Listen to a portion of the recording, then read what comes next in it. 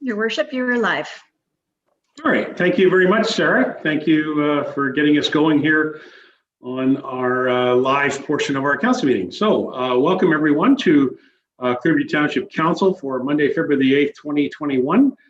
Council has already met as an in-camera session. We started our meeting at approximately 3 o'clock today, and we're now picking up at 5:30 with the rest of our agenda.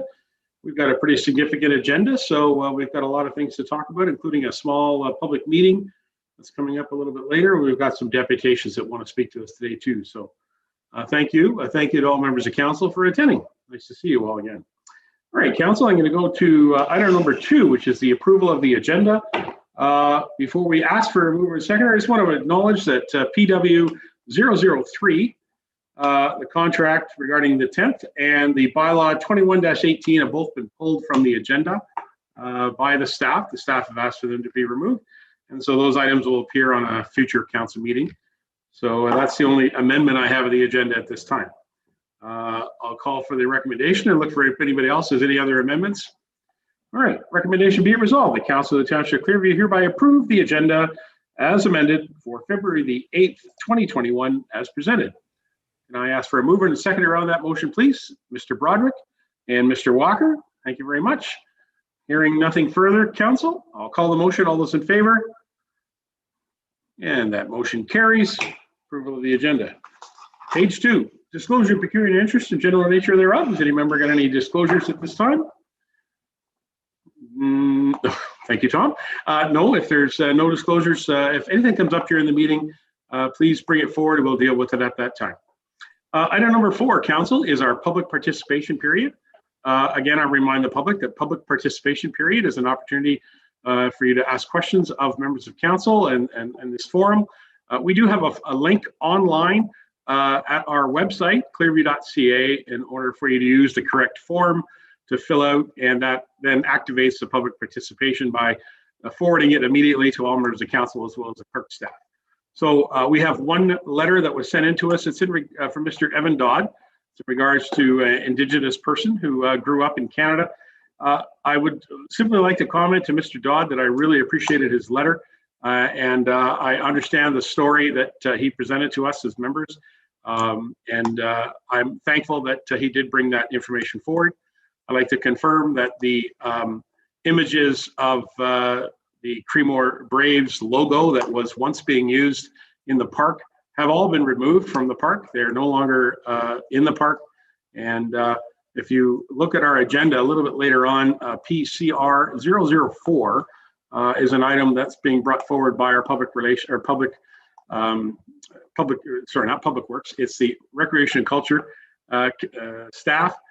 So our manager of Recreation Services has a report in regards to this issue. So I look forward to that being presented to council a little later. Again, thank you to members of the public who sent in their comments to public participation. All right, council, we have 2 deputations. Now I'm looking to the clerk's office. If our deputations are here, or have they joined us, or are they in the waiting room? I'm unsure as to where they are. I didn't get a chance to ask our clerk. Madam Clerk? I believe the delegations are here, but I don't see them listed by their name. I do see Jonathan Seagull. I'm not sure how Ian is referenced on here. So maybe I'll get Sarah just to ask the attendees, and maybe Ian can pop up his hand and then we'll recognize him. We can put him into the meeting. Okay.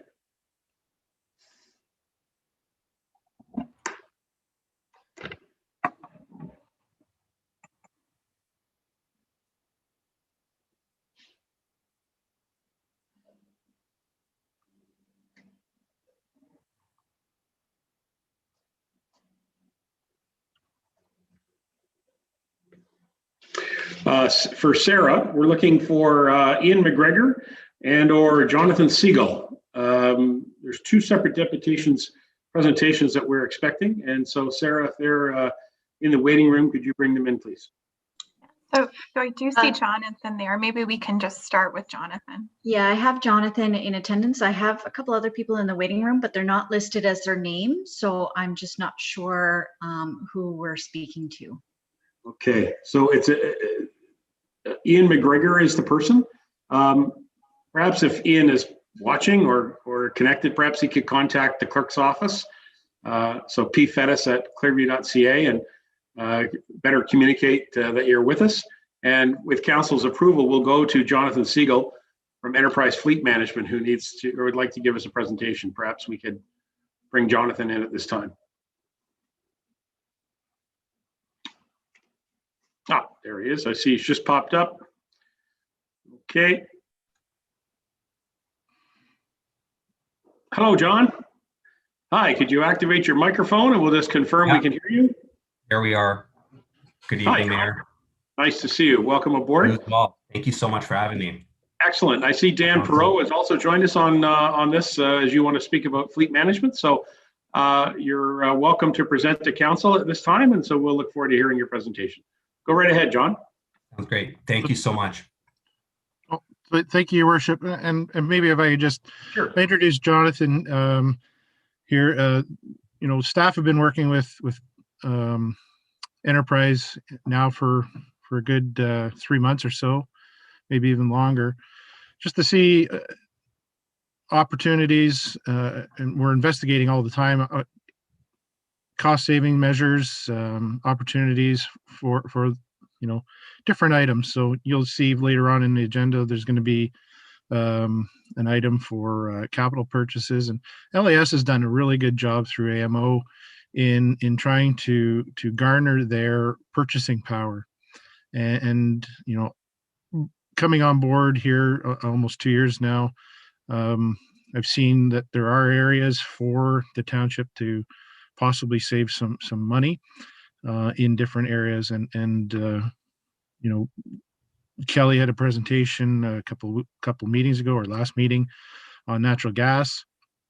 There are other programs that we're looking into to move further on, and Enterprise is just another one of those cost saving opportunities. And like I said, it kind of fell together as we continued to meet with Enterprise that this may be a good opportunity to move forward with. And Jonathan has a presentation, and I'll have a report later on the agenda as well. So I'll give it to Jonathan. Thank you. And thank you very much for the introduction. Just want to ask if everybody can see my screen here. Great, awesome. So real quick, just before diving into some of the results of the plan that I was able to collaborate with Dan on, and several other key members of the team, the Clearview team, in building this proposal.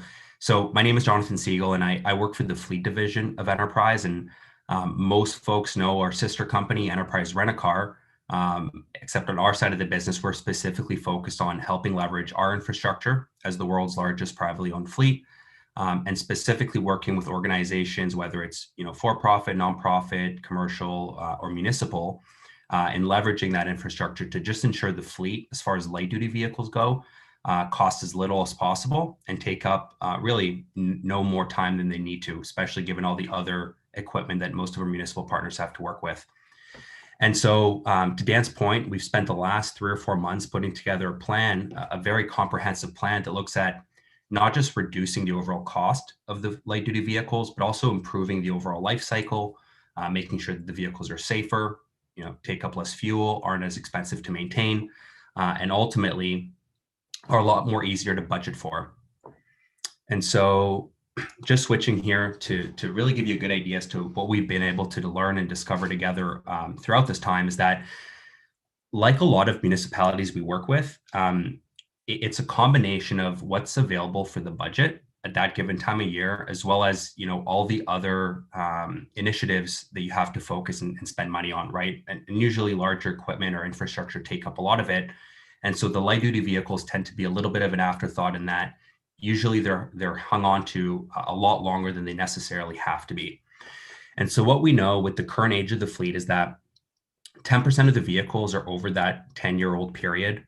Half the vehicles in fleet today, the light duty vehicles that is, so half of the 23 vehicles are over 6 model years old. And the average ends up being about a 6 model year old vehicle as well. If we think of this, as far as the hold goes, in the next 10 years, or it'll take 10 years to cycle out of the existing vehicles and finally be in an entirely new fleet, given that on average, the township is replacing 2 light duty vehicles per year, instead of course, being able to replace all the other ones that we know should and need to be replaced. And so what we know with older vehicles is that they take more time in the shop, they're more expensive to maintain, and they obviously aren't as fuel efficient and end up burning more fuel than they need to. So our objective was, based on the analysis that we'll review very quickly in just a moment here, we're able to reduce the average age of a 10-year hold down to a 2-year hold. We're able to produce a much more sustainable fleet plan, in that every year we're going to know to the dollar how many vehicles we're going to need to be able to replace and maximize the budget dollars associated with us. We're able to free up about $130,000 in surplus by replacing some of the vehicles, or really all the vehicles that we're targeting in this plan, and have that equity go towards a sustainable fleet plan to lower the cost of replacement vehicles. And as far as maintenance goes, the current vehicles in fleet are costing on average $178.81 to maintain per month. We're lowering that down to $52.22 per month on brand new vehicles that, of course, are going to require less time in the shop. Overall fuel efficiency is going to improve. And rather than pay for the vehicle on day one only to sell it at the end of the 10 years, what we're going to look at leveraging is what we call an open-end lease, which is essentially a finance, which is also known as a municipal finance, is what we're going to be depreciating these vehicles down with. Operationally, if we look at the vehicles in the fleet today, based on them being as old as they are, we know that there's an opportunity to take advantage of newer safety standards that a lot of vehicles are going to come equipped with today, rather than some of the older vehicles in the fleet, for example, that don't even have anti-lock brake, which isn't standardized until 2007. 2012 adds another vehicle that doesn't even have stability control within the fleet today. And really importantly, about 75% of the vehicles today aren't standardly equipped with a backup camera. If they have them today, they would have had to been paid for upfront and incur that cost. And from a due diligence standpoint, Dan referenced both that we utilize Sourcewell as well as LAS for all fleet management procurement across North America, just given the value that we've been able to deliver our clients. So we were able to win that award to make this really easy to implement. The results is what we're most excited about. And what we're able to do is essentially replace the entire light duty fleet of vehicles and get out of that 10-year hold into brand new vehicles on a 2-year cycle apiece, while able to sustainably unlock, let me just scroll down here, just about $20,000 in savings per year, while maintaining brand new vehicles all the time. The way we get there is by essentially leveraging the government purchasing power that the Township of Clearview has, and then referencing it on a side-by-side comparison, which we'll get into in just a second. And then furthermore, by reducing the vehicle's operating expenses, because we're getting out of them so soon, and then leveraging our ability to sell vehicles better than anybody can at the back end, what we're able to do is run a really sustainable new fleet all the time for $20,000 a year less across 20 vehicles than what's being spent today. Part of the modeling that goes into here is a side-by-side comparison that our account team runs with our clients at the beginning of every year that we need to look at the upcoming replacements. And this is an example of one we ran for the most common vehicle within Clearview's fleet today, which is the half-ton crew cabs, or even the extended cabs within the fleet. And what we're doing here is we're looking at the vehicles, and what we're doing is an apples to apples comparison by evaluating the majority of the costs associated with running a vehicle. So we're looking at not just the buy price, which most often is where decisions are made from, but we're also looking at the sale of the vehicle, or the sale price of the vehicle, as well as the maintenance and the fuel efficiency. And then we're factoring all of that on a projected cost per kilometer, so that we can have an idea as to what vehicle makes sense based on what it is and how it's used, so that it costs as little as possible, and therefore we're able to maximize the budget. And so to give you an idea, typically the Ram, as you can see, is the least expensive vehicle to purchase, just over $38,500. But if we take into account that it's costing more on the resale end, or side of things, and then it's not as fuel efficient, it actually ends up being a more expensive vehicle by 3 cents per kilometer to operate than the Ford or the Chevy.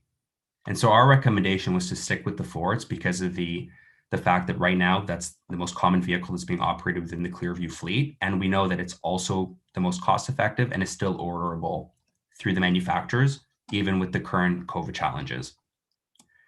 After we determine, hey, what vehicle makes sense for us to order, we want to figure out how long should that vehicle be in fleet.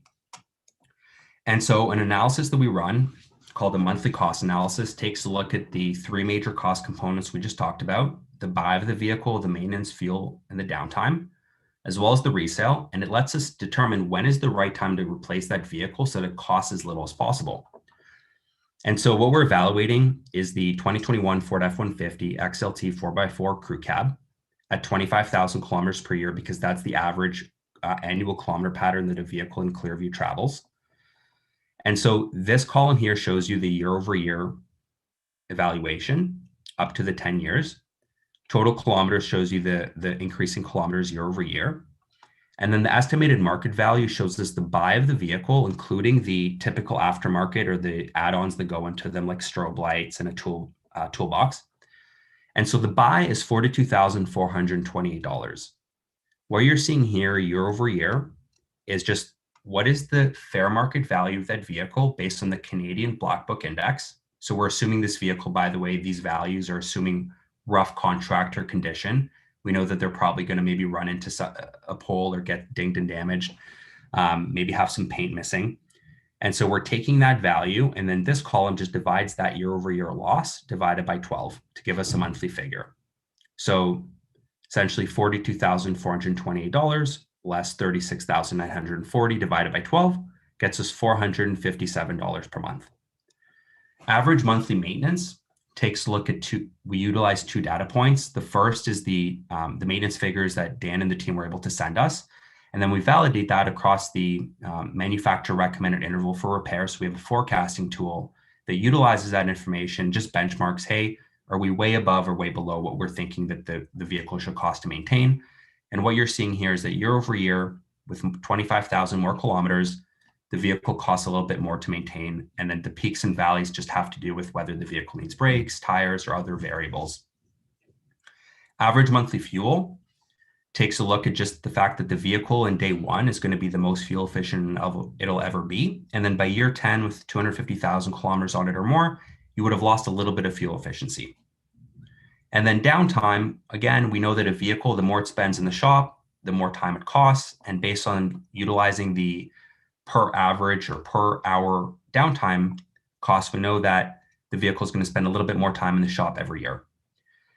And so what the average monthly cost column gives us, this column in yellow, is it just totals the average monthly depreciation, the average monthly maintenance, the fuel, and the downtime to give us what that vehicle costs in that given year to keep on the road, all things in. This column here, this average rolling, is where we're most focused, is because this column tells us at what point does it make sense to get out of the vehicle, because it's the most cost-effective time to do it. And what it does is it adds the amount of years within that given hold and then divides them to give us an average. So for example, in year 1, we're only evaluating 1 year. So whatever it is for that year, that's the average rolling. For year 2, it takes the cost of the first year, cost of the second year, divides it by 2 and gives us $651. Year 3 is all these 3 divided by 3, gives us $700 a year to run the vehicle. And so what's really exciting here is that by leveraging the way that we're acquiring these vehicles and leveraging the municipal buy, by looking at when's the right time to get out of the vehicle because of maintenance and fuel expenses and getting out of it before any brakes and tires really, and then leveraging the resale market through Enterprise, we're able to keep these vehicles on the road for 2 years and have that cost less than the 10-year hold that we're seeing today.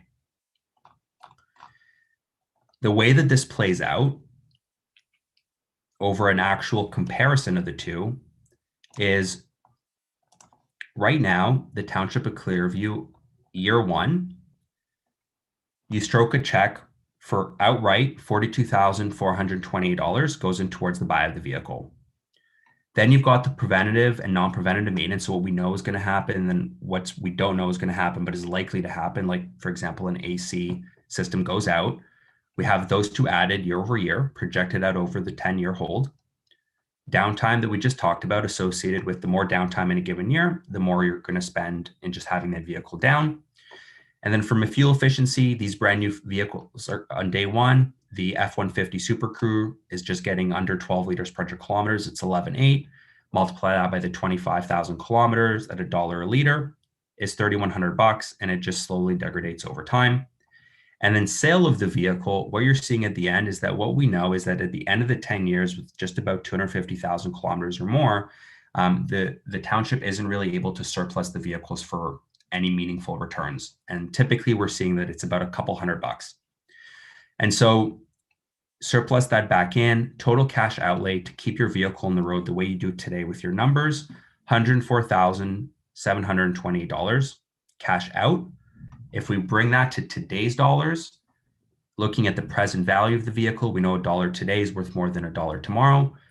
It's just under $92,000 that you would need today to sustain this vehicle over 10 years.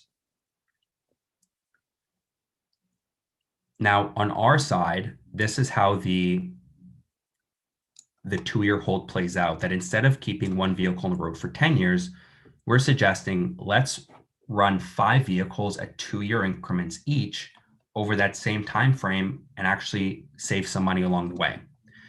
And so our philosophy is, if we're not going to use 100% of the vehicle, our recommendation is not to pay for 100% of it. And so what we're set this up on is what we call an open-ended lease, or it's really, again, a municipal finance or more of a finance to a residual, in that there's no kilometer restrictions, there's no wear and tear provisions on these types of leases. They're, again, meant for contractor type application. So in this scenario, the payment depreciation, that's what's paying down the principal. So $9,419 is going towards the principal payment of the vehicle. This payment management fee, that's what you're paying Enterprise for all the tools, resources, plans, all the things that we've just talked about to be able to sustain this plan. That's $509, and it's 1/10 of the invoice cost of the vehicle. Payment and interest, we lend off 400 basis points above the 3-year Canadian bond, which is fairly competitive in the marketplace today. It's about 4.25 points. And the maintenance fee, this is a huge advantage for the Township of Clearview, because what we're able to do is, for $565, is we're locking in the maintenance the vehicle is going to need over the 2-year term. It's bumper to bumper and includes all the phone calls, so the team doesn't have to spend any more time authorizing anything. Downtime, we're going to have downtime as well on our model. Fuel, same fuel efficiency that we just looked at. And then the sale of the vehicles, where this is going to feel a little different, is that rather than keep the vehicle for 10 years, at the end of the 2 years, looking at just the Canadian Black Book Index, which we're typically outperforming by about 9 points, we're selling this F-150 at the end of the 2 years with 50,000 kilometers on it for $34,190. The difference of this value and the undepreciated book value, which is what's still owed on the vehicle, that's the Township of Clearview's money. And so in this scenario, I built this in that we would just cut you a check for the proceeds and then get right into the second vehicle. Whereas in most instances, we can take those proceeds and use them to drive down the cost of the replacement vehicle even further. If we total the cash outlay on this plan by replacing a vehicle every 2 years, so having 5 vehicles in that 10-year frame, we're able to drive down the cash outlay to just about $96,000, or in present value dollars, bring that to today's dollar, about $82,000. So it's almost a $10,000 improvement, or about $1,000 per year per vehicle in savings while operating a brand new fleet. I also wanted to provide a testimonial just of one of the townships we work with out west, Carleton County. I think this does a really nice job of just summarizing what the results have been, just given that we're looking at very similar fleet size and also similar amount of vehicles we're looking to replace on a 2-year hold as well. And so I'll pause that there for just a few seconds.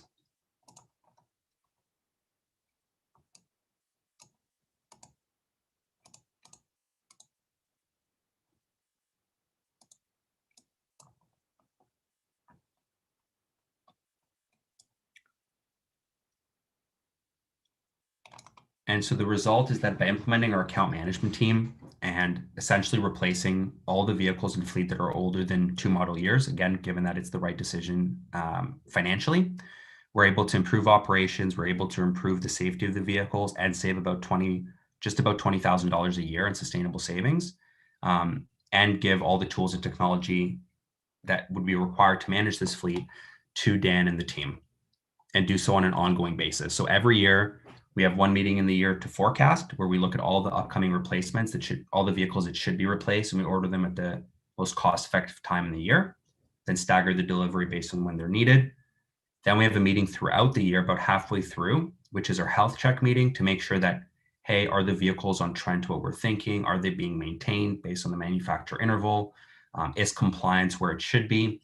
And then at the end of the year, we bookend it with what we call an annual client review, which is really our meeting to say, it's our report card. How did we perform? What is the total cost per kilometer of the entire fleet, all the costs in, relative to this year compared to the year before? And then what can we do this year to drive down the cost even further?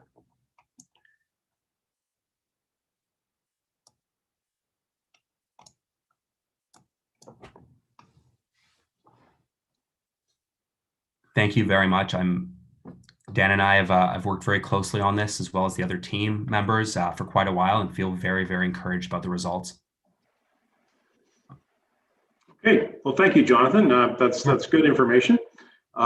Perhaps if members of council have any questions of Jonathan and or Dan will of course be able to speak a little bit more when he gets to his report. So let's keep that in mind. But we do have Jonathan here. Does anybody have any questions?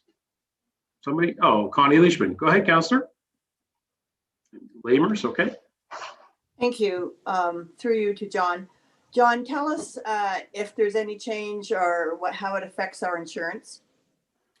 I always refer the insurance piece is something we don't do. We don't do the insurance part of it, of the fleet.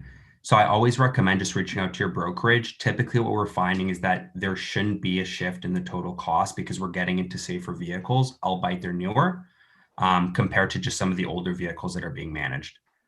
Right, but I understand that the replacement cost would be more. Yes, no? Sorry, the replacement cost. If the vehicle was totaled in an accident, God forbid, the replacement cost would be more than an older vehicle. No, so that's a great question, and that's why we were looking at the way that we're analyzing the fleet, is that the new vehicle is actually more cost effective to run than an older vehicle, based on looking at the year-over-year fair market value loss, which we would call depreciation in this case, but specifically the maintenance and fuel, so much higher on the back end of the vehicle, that in that situation, we would take the proceeds from the write-off. It would actually look to get into a new vehicle that would presumably be less expensive to operate. Yes. Okay. Thank you. Sure. Thank you very much. I have Councillor Lamers. Is there anybody else who'd like to jump in? Okay, I'll go to John. John Lamers. Go ahead, Councillor. Thank you, Worship. I have a couple of questions.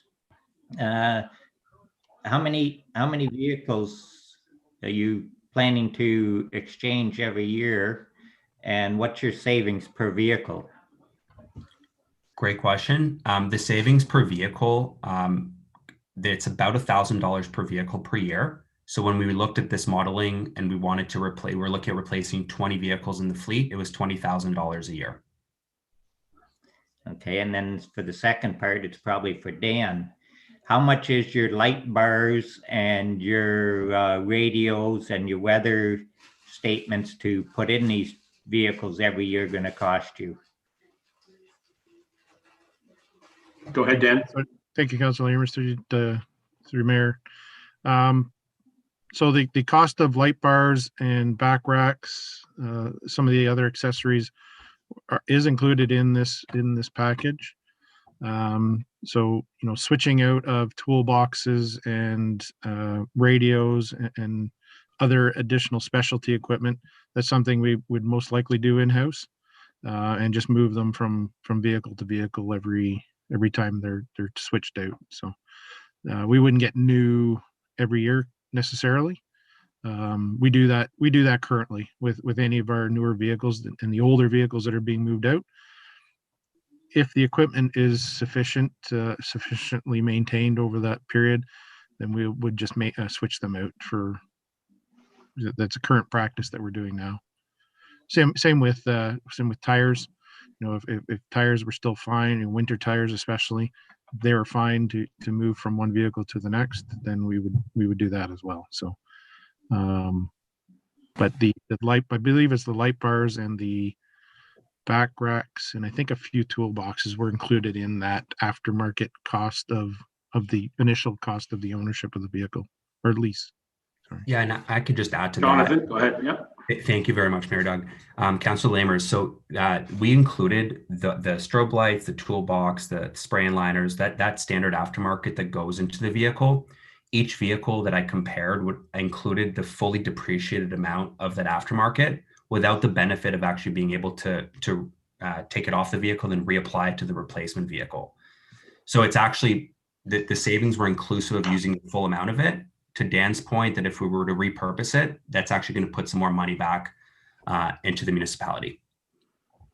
Okay, yeah, thanks, because the putting the light bars on and your weather stations and the computers that all these trucks are equipment, that's quite a bit every year. So if they're coming with the light bars and staff is changing the computers and everything over, that's all right. Thank you. Okay. Looking for any other member who has any questions? Seeing none, I've got a few questions for you, Jonathan and Dan. Sure. First of all, I want to ask about fuel efficiencies. Obviously, newer vehicles, we would hope, have better fuel efficiencies. All of your proposed vehicles would have this new feature about pause start features, where idle start vehicles. That's one of the features I know that we have included in many of our new purchases here. So can you confirm with me that's one of the options that you're looking for when you're bringing in new vehicles, John? So Mayor Doug, as far as the fuel efficiency piece of it goes, what we're doing is we're looking at the fuel efficiency of the vehicle on a per year basis and then comparing it to what the brand new fuel efficiency of the vehicle is, which gets factored into a side-by-side comparison because it's a huge consideration of the total cost. If you bear with me a moment, I can pull up and see if the Fords that we're specifically looking at, if they have that start-stop feature, but their overall efficiency, we're looking at 8 liters per 100 kilometers compared to probably closer to about 14, which is what the majority of the existing vehicles are getting within the fleet. Sure. Yeah. Well, actually, John, I mean, various manufacturers offer the similar type of thing, but I'm just bringing it to your attention that, if the township's going to enter into something like this, we want to make sure that we're being as environmentally conscious as we can in fuel savings as well as exhaust emissions. So it's certainly a nice feature to have on some of our new trucks that we have today. I certainly know that the bylaw department and I believe the building inspection department have a vehicle that has that feature in it, and it's a kind of a good feature, isn't it? That stops producing any exhaust. So that's a good feature. So I would hope that you keep that in mind. Absolutely. I've got other questions too. I've got a question about color. Certainly, our fleet is blue. We've been blue since the township started. When I first joined this council, we had one old red pickup truck that was left over from Sunnydale Township. And since then, every vehicle has been blue, with the exception of our fire fleet, of course. So you're going to maintain vehicles in that color pattern. Is that what you're looking at, John? That's correct. Yeah, these would be ordered in blue. Okay. I think you've already answered the question about moving equipment and decals and that type of thing. Dan indicated that our staff would do it, or even sometimes some local suppliers. So that brings me to the question about the actual purchase of the vehicles. If we enter into this agreement, you're proposing that we would be receiving new vehicles, if not newer vehicles. Will you be procuring some of those vehicles from local suppliers in Simcoe County? Or how is your purchasing of these vehicles? Is this something that our local dealerships should be aware of, or how do you receive these vehicles? Yeah, we'd love to keep everything to the local taxpayer base as much as we can. And sometimes we'll actually rely on our partners, our municipalities, to let us know where they want us to procure vehicles from. So we can either order them from the local dealerships, or we can order them again from some of the dealers that we call, preferred, in that we send a lot of volume their way so that some of their rates are lower. So Yeah. we always open it to say, hey, if the preference is that, you have us acquire vehicles locally and you're okay with it costing X amount more, then by all means, that's your decision. We'll go ahead and do that. Otherwise, if it's cost consideration, perhaps there's a more effective way to do it. And then the same would go for shops. We would be able to work with multiple shops within the area, and continuously onboarding them just as the program continues to expand. Okay, so that's good. That did bring me to my next question, which had to do with local maintenance. That's what we do today. We have a mechanic who services our fleet at our township yard. But to be frank, Dan has shared with me that individual is pretty busy with graders and snowplows and that type of thing. Yep. So a lot of the smaller vehicles simply just go to local maintenance shops for work.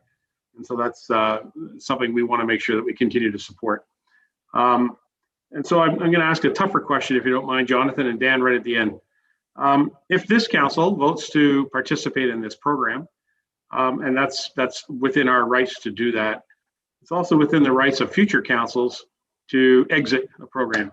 So what does an exit strategy or an exit plan look like with your organization? Is there some type of sunset clause, or what's the status on if this agreement needs to come to an end? Understood. Yeah. So all of our agreements, and it's actually, there's a footnote at the bottom of the second page of the proposal that I shared with everyone that's on the agenda. All of our agreements are month to month in nature. So there's nothing binding you to taking a recommendation, to continuing on with our partnership. It's, we'd like to earn it with every interaction. And then the only thing you're on the hook for would be the leases themselves. The good news is, because of how fast we're cycling them, and the amount of equity sitting within the existing vehicles, you'd essentially be risk-free from day one, meaning you'd have all the flexibility to, a year into the leases, if you wanted to have us sell them, you go get your vehicles anywhere you'd like. And that's as far as our partnership goes. I just hope that that's not the case. Okay, fair enough. I'm not trying to be negative, but I thought I'd bring it up because it is up to future council's decision to make this decision if they wish. So, all right, now there were a couple of cards. I did see Deneen, and then now I see Broderick. So I'll go to Phyllis Deneen first. Hello, Councillor. So just probably a silly question, but because we have to have the light bars and everything, you're putting the trucks out if they need maintenance. Would they be providing replacements during that time? Just we could look at I often like to say we know a pretty good rental car company. So we definitely can get you guys set up, get the township set up with a corporate rate. It's just handled out of a different department. And it just has to do with, how often you're renting. What a lot of our partners end up experiencing, which is that as we get into newer vehicles, all the maintenance becomes very predictable. You're essentially doing very routine work. So the requirement for rentals just ends up going away because there's not vehicles that are down as often, or they're in the shop for very light work. So we can set you up with a rental code for if when's needed, we get you into a rental, but it wouldn't necessarily just come with a replacement for when a vehicle from the fleet side needs to go in. All right, thank you. Good question. Thank you, Councillor. Councillor Broderick has got his card up. Is there anybody else just looking? Go ahead, Councillor Broderick. Thank you, Your Worship. Just looking at this, I can see the cost savings is fairly evident. The ease of maintaining a fleet, that's certainly an asset. One of the other things that I see from this is technology moves forward, and when we're talking about environmental issues, certainly vehicles in the very near future are going to change, and I can see where this would allow us to follow that and step into that quite easily and quite effectively. I see a lot of pluses here. Okay. Thank you. Thank you, Councillor Broderick. Councillor Lamers has got his card up again. Hello, John. Go ahead. Thank you, Bishop. Are any of the Ford pickups coming out with natural gas yet or electric? Good question. That is a really good question. Ford did just announce an electric EV truck, which is going to be something, to Councillor Broderick's point, it's going to be something that continues to be at the forefront of automotive industry. We'll be able to take advantage of whatever, provincial and municipal type incentives or rebates are out there to bring down that cost. Right now, we're just finding that from a total cost of ownership standpoint, it's actually more cost effective to be in a gas vehicle just because of the scale out there for the electric vehicles at the moment. But that's going to continue to come down to the point where it's not just something that's nice to have for the environment. It's going to be a more cost effective option as well. And we'll be able to provide those recommendations at that point. Okay. But you still have your natural gas or your diesels. Oh, we can still order diesel. We can still get the vehicle upfitted with natural gas if that's what we want to do. But again, from a cost perspective, right now, and for the last couple of years, gas has just been the more cost-effective solution. All right, thank you. Okay. All right. And by the way, that speaks to my question about fuel efficiencies and emissions and so on. I mean, certainly a natural gas would be a nice feature in the future. Certainly there's lots of talk about hydrogen, but there's also good evidence that hydrogen engines actually use more fossil fuels to produce the hydrogen than actually burning fossil fuels. Go figure. So anyway, we'll see. To Councillor Broderick's point, the technology is still out there. We're still waiting for it. So, all right. So looking to anybody else, does anybody else get any comments or questions to our guest? Dan, would you like to wrap up and then we'll talk, I guess, later on about your report. Councillor Deneen had her card up. Did you? I didn't see it. Thank you, Councillor Deneen. That's quite all right. It just makes sense that someone else is monitoring the turnaround and that we'd have maybe a static amount that we could budget for. Kelly would probably appreciate that too. And Dan, it would save you a whole lot just thinking about what you had to do each year. It would just free up a lot of time and resources from our end as well. That's all I'm thinking. It would be great to have somebody else monitoring it. Fair enough. That's a really good point. Dan? Dan? Thank you, Councillor Deneen. And I think, as we go through the project here, if council were to approve that later on my report, I think it becomes a lot more predictable. I think our maintenance costs, the fuel costs, and our capital costs become more predictable. And I wish that would happen, if there were a program out there and maybe Enterprise can take it on in the future. But, with the economy the way it is, this would be extremely beneficial for our heavy duty equipment. So our plow trucks and graders, and Yes. because, those are so unpredictable and they take so long to receive, and now, especially with COVID happening, I foresee that we order a plow truck today, we probably won't see that plow truck until 2023. That's quite a possibility, and so with that purchasing power behind in an LAS or, Sourcewell or somebody like that, that maybe we'll be able to see those a lot quicker.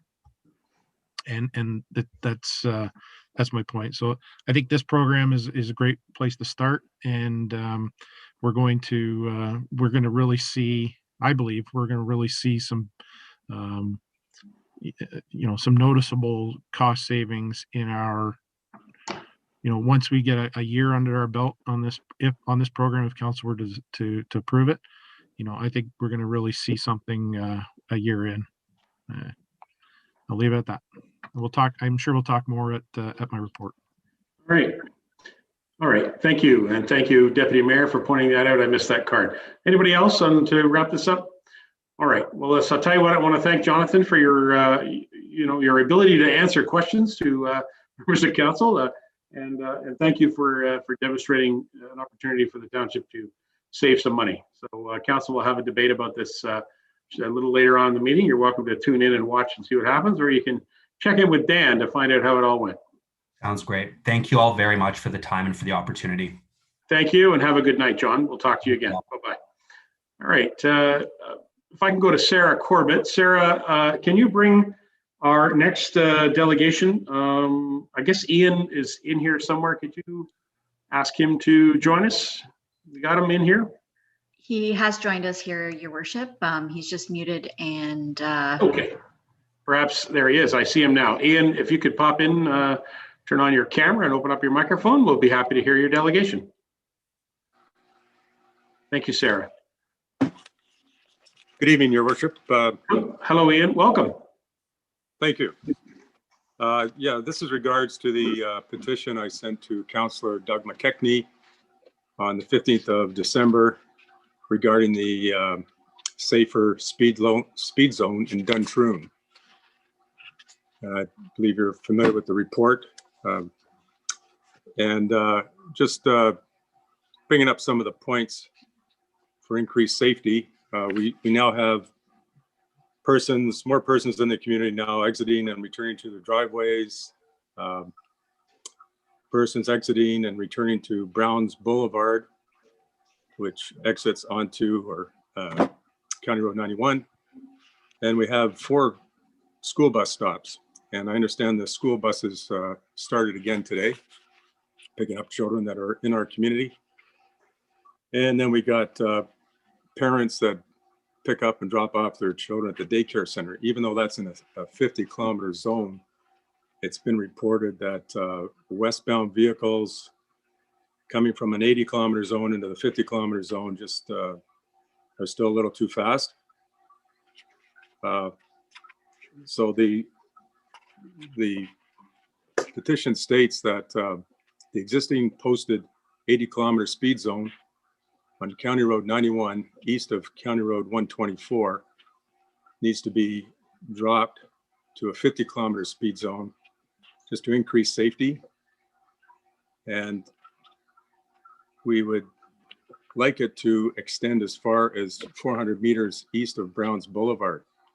So that 50-kilometer zone could be extended eastward to 400 meters east of Browns Boulevard. The petition was signed.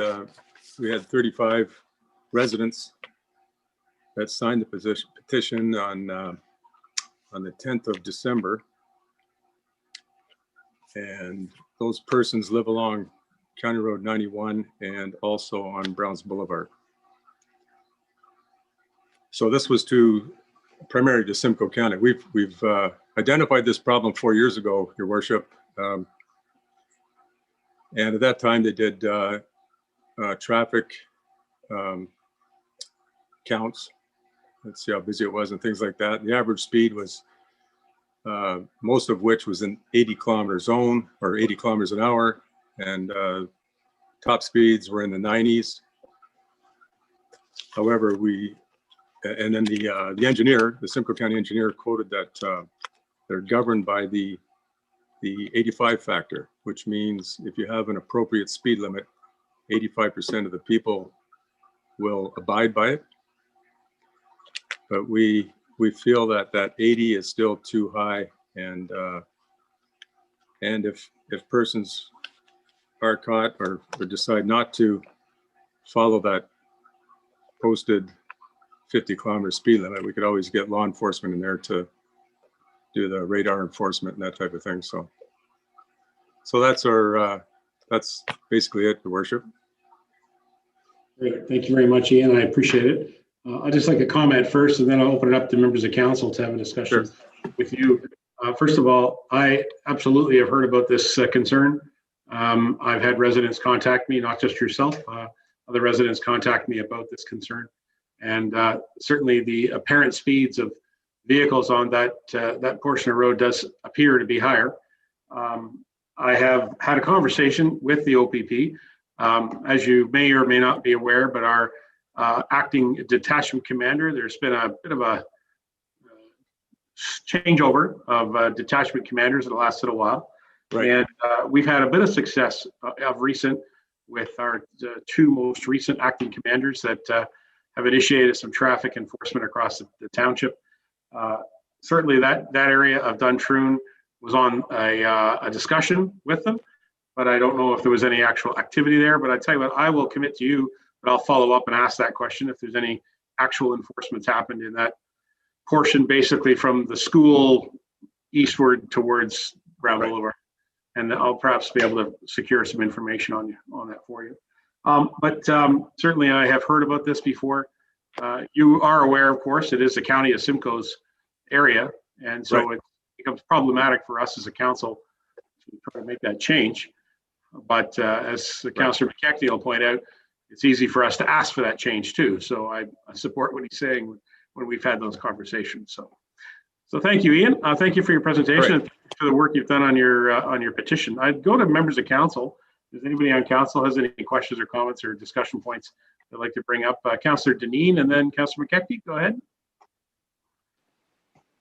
Not sure that anyone would be able to answer this, but that 50-kilometer zone, was it created prior to the Duntroon school closing, that the school buses wouldn't have been stopping on the road? How long has it been there? Maybe it does need to be looked at just for the safety of the kids getting on and off the buses. Prior to that, they would have been walkers, and there weren't houses on Brown Boulevard probably back then either. Not as many anyway. I don't know. That's correct. Yeah, that's it. It's expanded, and the zone should probably be expanded to reflect the residential expansion. That's my thoughts on that. Great. I guess you can't really get a questionnaire or an answer on that question, because I don't think we have anybody on board who would know that information. But maybe we can ask the county engineering people to give us a bit of an answer on that. Just anecdotally, it's interesting that the community safety zone still technically exists for a school that's closed. There's a community safety zone right there, and it still exists technically, but even though the school is closed. So that's an interesting point. Ian, you want to say something? Yes, Your Worship. We've been here for 24 years, and your councillor is correct. There were no houses on Browns Boulevard. In fact, back then it was just a dirt road, and then several years later it got paved, and then more and more houses are on there now. There are children, school-age children on that street as well. That's where one of the buses stop. There's another bus stop at the top of the hill going eastbound. It picks up children. Then slightly down the hill, there's another stop. And then right up Browns Boulevard, there's another stop. And that's a blind spot below the curve. When we first moved in, it was a 60-kilometer zone in front of our house. And then they changed it to 50 just east of our or west of our residence, and then east of that 50 zone, of course, it's the 50 zone. And yeah, so there's more activity here. So it is a matter of safety. And yeah, I realize that you'll be bringing it towards or to council and Simcoe, and that's wonderful, and I appreciate your efforts. Mr. McKechnie is up next. I'm looking for other cards or anybody else. Okay, go ahead, Doug. Yeah, thank you, Your Worship. Yeah, I'll just throw in a few comments here. And so I think everybody on council is familiar with this area. This has been an ongoing complaint for several years. And I know Your Worship, you've talked to the county. I've talked to the county. Most recently, one of the Duntroon residents, Mary Armstrong, she talked to the county. Haven't really been able to get anywhere with them. One of the things that is true that people do tend to move are starting to build further out from the limits of the village, town, whatever. And but I think that the speed zones, the county has to move the speed zones to reflect that. So people are moving further out. The speed zones do have to reflect that. This is a unique area due to the trucks. Walker Quarries have admitted that the trucks are speeding coming down the hill west of Duntroon into Duntroon, and I'm sure they're also speeding, as they drive out of Duntroon eastbound towards Stayner. So it's a unique area. The one thing that I noticed was that when you are in Duntroon, and let's say you're going to drive to Stayner, so you're going eastbound out of Duntroon towards Stayner on County Road 91, you get to, you're doing 50 kilometers per hour. And then all of a sudden there's a sign there that says, hey, boys, let her rip. You can do 80 kilometers per hour now. You know, there's no graduation. There's no 60 or 70. It's just 50. Boys, let her rip. You can do 80. 200 feet later, there's a sign saying, hey, but there's a school bus stop up ahead.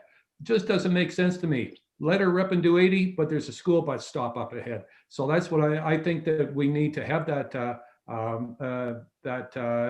50 kilometer an hour school or zone move further east to accommodate those school buses. So today I sent you all an email, or I copied it to you, and it was initially sent to the clerks. And in that, you know, I thought that maybe we could send a letter of support for the residents of Duntroon and the petition. We could send a letter of support to the county, but I think I'd like to go a little bit stronger on that. Instead of a letter of support, let's get this onto the county table, you know, at the council table. So here's what I have, my recommendation. Now, let me get my glasses. It's pretty much similar to what I sent to you earlier, but this is maybe a little bit stronger worded. So I would like to make a recommendation that the Township of Clearview sends a letter to the County of Simcoe supporting the residents of Duntroon and requesting that the 50 kilometer per hour speed limit be extended along County Road 91 to a point east of Brown Boulevard. So I think if I'm right, that would probably get it on the council agenda for the county. And I would like to for us to do that and to show some support for the residents of Duntroon. Thank you. Okay, Doug, I appreciate that very much. Deputy Mayor is going to speak next. Doug, I just want to state, we'll go to your suggestion of a motion after we're completed any questions. So Barry, do you have a question or a comment? Yes, I want to second that motion, and I'd be happy to support it at county. So I will second that motion, be happy to support. All right, thank you very much. Just checking, is there anybody on council has any further questions or comments about this? I do have a question before we go to debate the actual motion, if I don't mind. Mr. Perot, Dan or Mike, if he's there, Dan, could you advise council when you feel we will see the results of the comprehensive traffic study work that's being done, and when council would actually see that here at the table?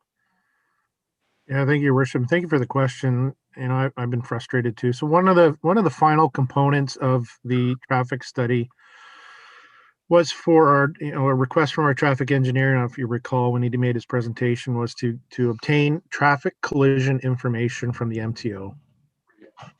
And you know, the township, I've sent a request in to obtain permission to get onto their database to collect that, to download that information. We do that with, you know, insurance claims and things like that. So we have permission for other things through MTO. I think I've been probably almost close to 4 months now waiting for a response here. And that just came up actually just today. So I'm going to be following up the MTO on that component of the traffic report. But, you know, once we get that information, it'll be, you know, fairly quick. So again, I think we're still good for spring of this year. So, you know, I still anticipate that will happen once that information is obtained.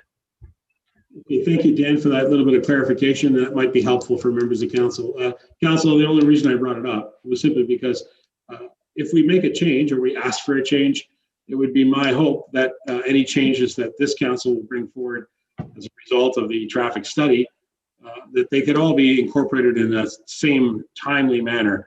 I think that it would be inappropriate to be doing changes at different places across the township. I think they should all be done in a matter of a couple of days so that the driving public across our township would see changes happening in all areas or in many areas. So although this particular one is outside of our jurisdiction as it's in the county, if we ask council or county council to change it, I would hope that it would sort of coincide with the timing on any changes that you as a council may bring forward as a result of this study. So, all right, you know, sometimes municipal government works at very slow speed. So we'll try to get this handled here soon. Ian, do you have any further to say? And then we'll go to Doug's motion. Ian? No, I don't have anything further to say, Your Worship. And thanks again. Thank you, councillors. All right. Thank you very much, Mr. McGregor, for joining us, and it's nice to have you participate. You're welcome to hang in here for a minute. We'll have a debate with the rest of members of council. Sure. Mr. McKechnie has a motion, which I hope the clerk's department has recorded. It's seconded by the deputy mayor. Can I have a opportunity if anybody wanted to discuss the motion that councilors brought forward? Tom, was that a card you were looking to that, or just a yes? Yes. Oh, yes, a yes. Okay. Thank you, Tom. You weren't there a minute ago, so I'm glad you're on my screen. All right. If there's no further discussion, I think Councillor McKechnie, I'll just comment. That's a really good motion. I also support what the deputy mayor is saying, and I'll be happy to join him as we present this at a county council meeting. And perhaps the first step might be that we communicate directly with the staff of the Transportation Engineering Department to indicate we'd like this on our agenda. So we'll work between them and the clerk's office, our clerk and the county clerk. All right, is anything further? All right, can I just confirm with the clerk that she has the motion? Otherwise we'll ask Doug to reread it. You okay? I have the motion, Your Worship. Thank you. All right, so we got a mover and seconder. I'm prepared to call the motion. All those in favor? And that carries unanimously. Thank you very much. Thank you, Councillor McKechnie, for bringing that forward. And thank you, Mr. McGregor, again, for joining us on this council meeting. Yep. Thank you very much. I'll be signing off. Thank you. Okay. Bye-bye now. Thank you. Bye. Great. Great to hear from our residents like that. Good stuff. All right, members of council, it is just a little past 6:30. So our timing has worked out really well because we actually have a public meeting to go to at this time. So we have a minor zoning amendment. So it's item number 6.1. As is our procedure, public meetings are usually conducted by our deputy mayor. So I will turn the chair over to the deputy mayor. Deputy Mayor Burton. Thank you, Your Worship. We will now initiate the public meeting portion of tonight's agenda. We thank everyone who provided written comments ahead of tonight's public meeting. If you wish to be notified of the decision of the Corporation of the Township of Clearview on an application being discussed this evening, please contact the planner in charge of the file. This information will be provided in the presentation. As identified in the notice of public meeting, please be advised that your written comments or request to be notified will form part of the public record. Your communication and any personal information therein will be made available to the public unless you express a request its removal. If a person or public body does not make written submission to the township with respect to the proposed application before a decision is made or a bylaw is passed, they are not entitled to appeal the decision to the local appeal tribunal and may not be added as a party to the hearing of an appeal unless, in the opinion of the board, there are reasonable grounds to do so. The following public meetings will involve a brief presentation by our planning staff, including a brief explanation of written comments received and an opportunity for the applicant or their agent to present their application and respond to the written comments and the opportunity for questions from council. We will now begin the public meeting for the item on tonight's public meeting agenda. And I will now turn it over to staff, and I believe that is Mara who's going to present tonight. Oh, or is it Nick? It'll be Nick tonight. It's going to be Nick. Sorry. Thank you, Nick. Please go ahead. Thank you, Deputy Mayor Burton. I just hold on one second to share my screen, please.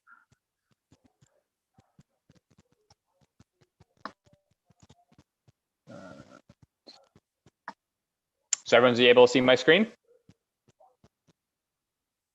Yep. Perfect. Okay. You're good. Thank you very much. My name is Nick Ainley. I'm a planner here at the Township of Clearview. I'm here tonight to facilitate the public meeting for minor zoning bylaw amendment 2020 or 2021-002 ZB.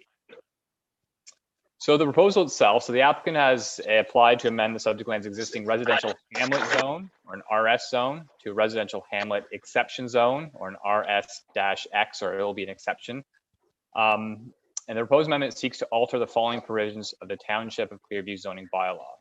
So the first provision they're seeking to alter is a general provision. It's under sections 2.6.1.2. And this would be to allow one accessory building to be located closer to the front lot line than that of the existing wall of the primary building or the primary dwelling on the site. The second provision they're seeking to alter is under section 3.8.2, and this is the maximum number of accessory buildings, and is to alter it from 3 to 4. And section 3, and the third one is section 3.8.2 as well, and this is for the maximum gross floor area of all accessory buildings from 100 square meters to 128 square meters. The purpose of the proposed amendment is to recognize and permit the size, location, and number of existing and detached accessory structures presently located on the subject lands. In terms of the subject site itself, so the property is located at 2416 Concession Road, or Concession 6 North. It's located in the Bateau Settlement area. So just to situate yourselves, you can Concession 6 North, north and south here, with 3637 side road going east to west, and the subject lands are the hatched property here. This is an aerial image of the subject land. So again, just to situate yourself, this would be Concession 6 North here. So the property is outlined in red here with the existing driveway to the property and the existing dwelling on the site. This is a 2018 photo, so you can't actually see the structures that are subject to the accessory structures subject to the current zoning bylaw amendment, but they are there. This is a site sketch of the property. It isn't fully to scale, but it gives a good understanding of the buildings that are in question tonight. So again, Concession 6 north and south here, the existing driveway to the site and the existing main dwelling. And then these would be the 4 existing accessory structures on the site. So you have an 8 by 14 foot shed located close to the front lot line and that of the front wall of the building. You've a detached garage, a 24 by 34 foot detached garage. There's a 14 by 24 foot pool gazebo, as well as a smaller gazebo, a 10 by 10. This would be something similar to what you'd be able to pick up at Canadian Tire, for example. So, and again, just to reiterate, the 3 provisions being altered or being sought to be altered would be having this structure located close to the front lot line than that of the primary dwelling, having 4 accessory structures located in the site, other than 3, which is currently permitted, as well as the total gross floor area of all accessory structures, which currently is permitted is 100, and the combined size of all would be 128 currently. In terms of the subject site's existing policy framework, so the subject lands are designated as residential in the township's official plan, and the subject lands are currently zoned as residential hamlet or RS zone in the township of Clearview zoning bylaw. This is just a map showing the official plan designation, which is in yellow. So you can see property here, then all these would be designated as residential. Similarly, you have the zoning bylaw mapping with the hamlet residential applying to the entire site. So in terms of notice and circulation, so notice of the zoning bylaw amendment was given in accordance with the Planning Act. This was done on January 19th, 2021. It was done via mailing and a posting of mailing to all properties 120 meters of the site, as well as a posting of the sign on the property. And details of the application have been made available for public viewing, as well as was circulated to relevant commenting agencies for review and consideration. And again, so this is a circulation map. So all properties in the 120 meters of the subject site were circulated via mail. In terms of public comments, so typically we do read any public comments that have been received. We have not received any comments from the public regarding this application at this time. And in terms of review process itself, so tonight is the public meeting. Following the public meeting, staff will consider the request as well as any comments that are received tonight. And staff, following that, will prepare a recommendation report back to council for review and consideration. Council can choose to approve or deny that application. And then following that decision, there is a 20-day appeal period. If no appeal is filed within that 20 days, the bylaw would come into full force and effect. That's basically the presentation for this evening. Here's the contact information for anyone who's viewing who would like to follow up with me directly or have any comments or questions. The applicant, I understand, is available. They can speak to it as well, but I understand that basically if you do have any questions, myself or the applicant should be able to address them. So thank you very much, and that concludes my presentation. Thanks, Nick. And if you could take your screen down, please, so I can see. Yep. That's great. Thank you. I understand the applicant's agent is available tonight. Did they want to make any comments prior to me going to council? I don't. Tim, did you have anything you wanted to indicate? Nope, I think he's, I see he's here, but he's not responding, so okay, I'm gonna move on. Okay, any questions from council members? Sorry about. Sorry, go ahead, Tim.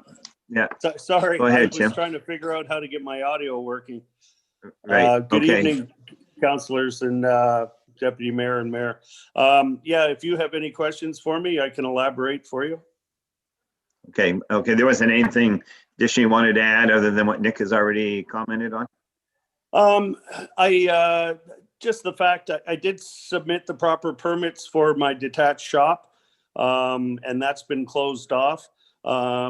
I guess just I was unaware of the provisions of having the extra accessory building.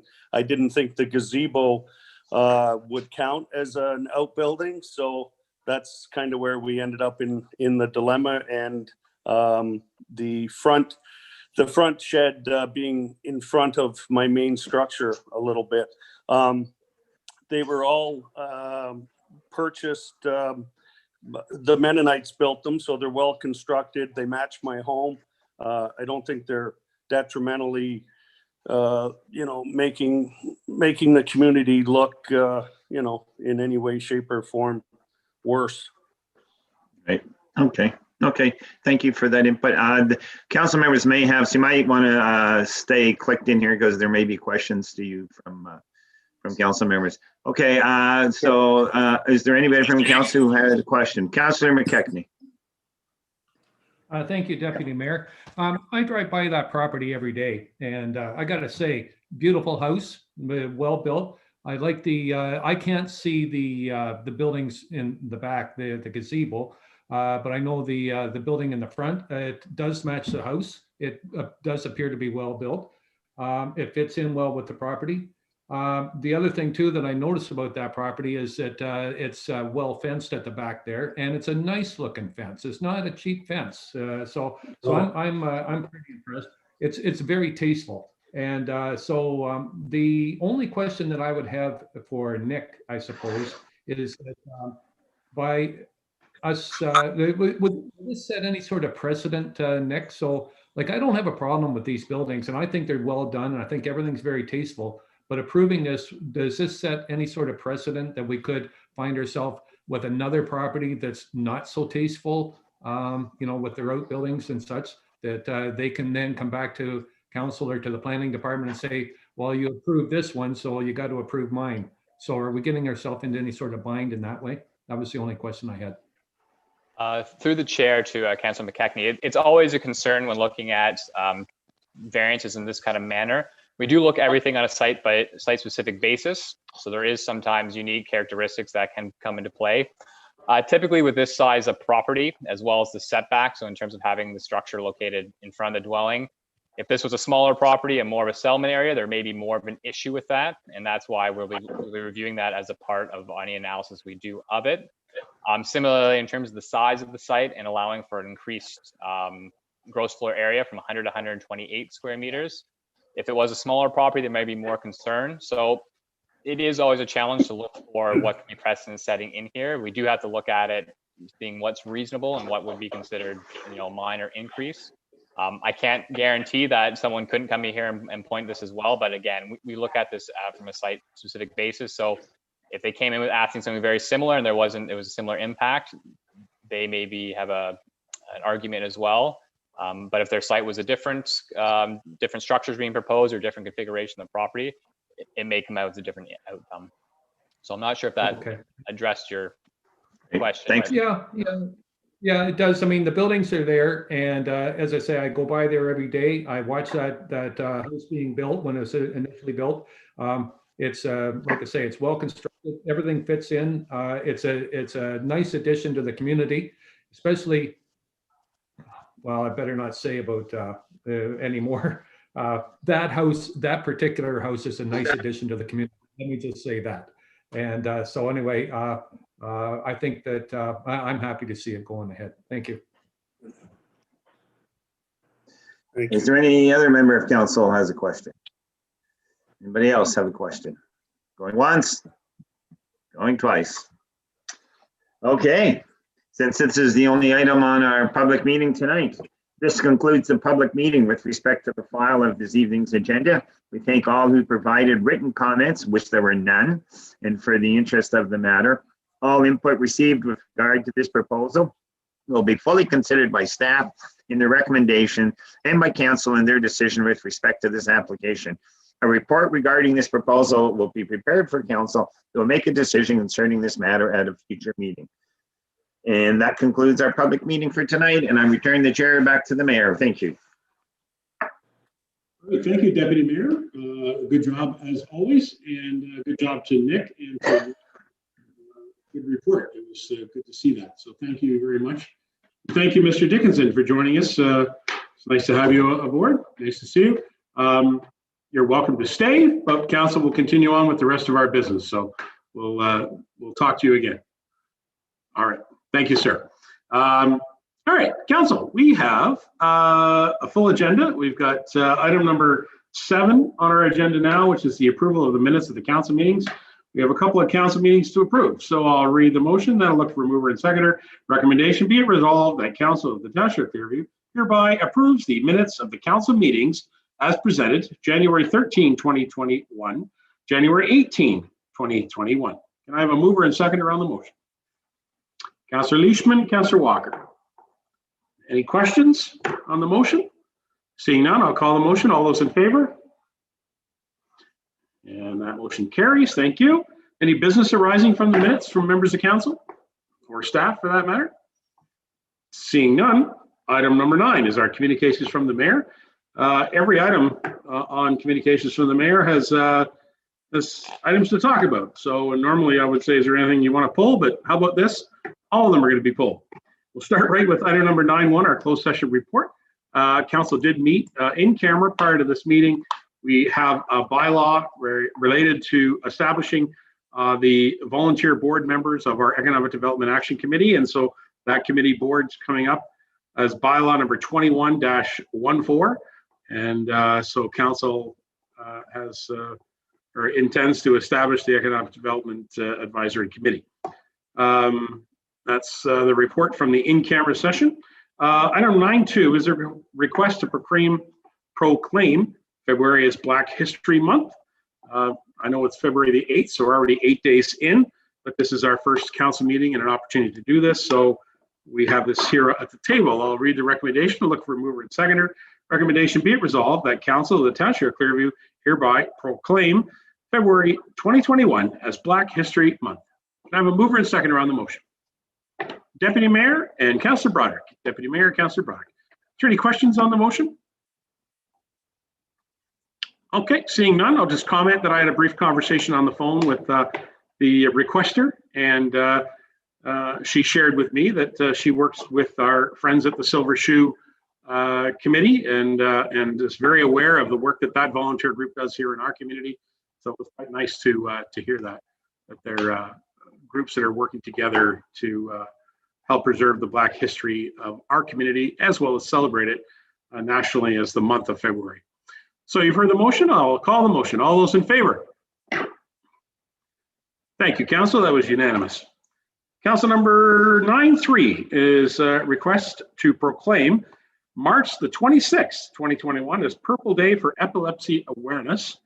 So I'll read the motion, look for a mover and seconder. Recommendation be it resolved that Council of the Township of Clearview hereby proclaim March the 26th, 2021 Purple Day for Epilepsy Awareness. Can I have a mover and seconder on the motion, please? That'd be Mr. Broderick and Councillor Deneen. Broderick and Councillor Deneen. Does anybody have any questions or comments on the motion?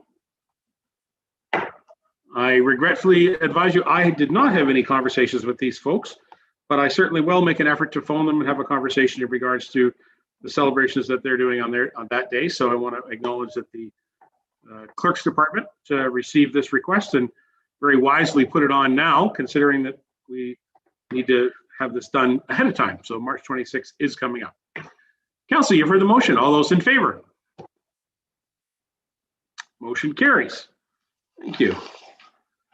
All right, Council. Item number 9.3 is from Mayor Saunderson, our neighbors in the town of Collingwood. They want to establish the Regional Municipal Forum.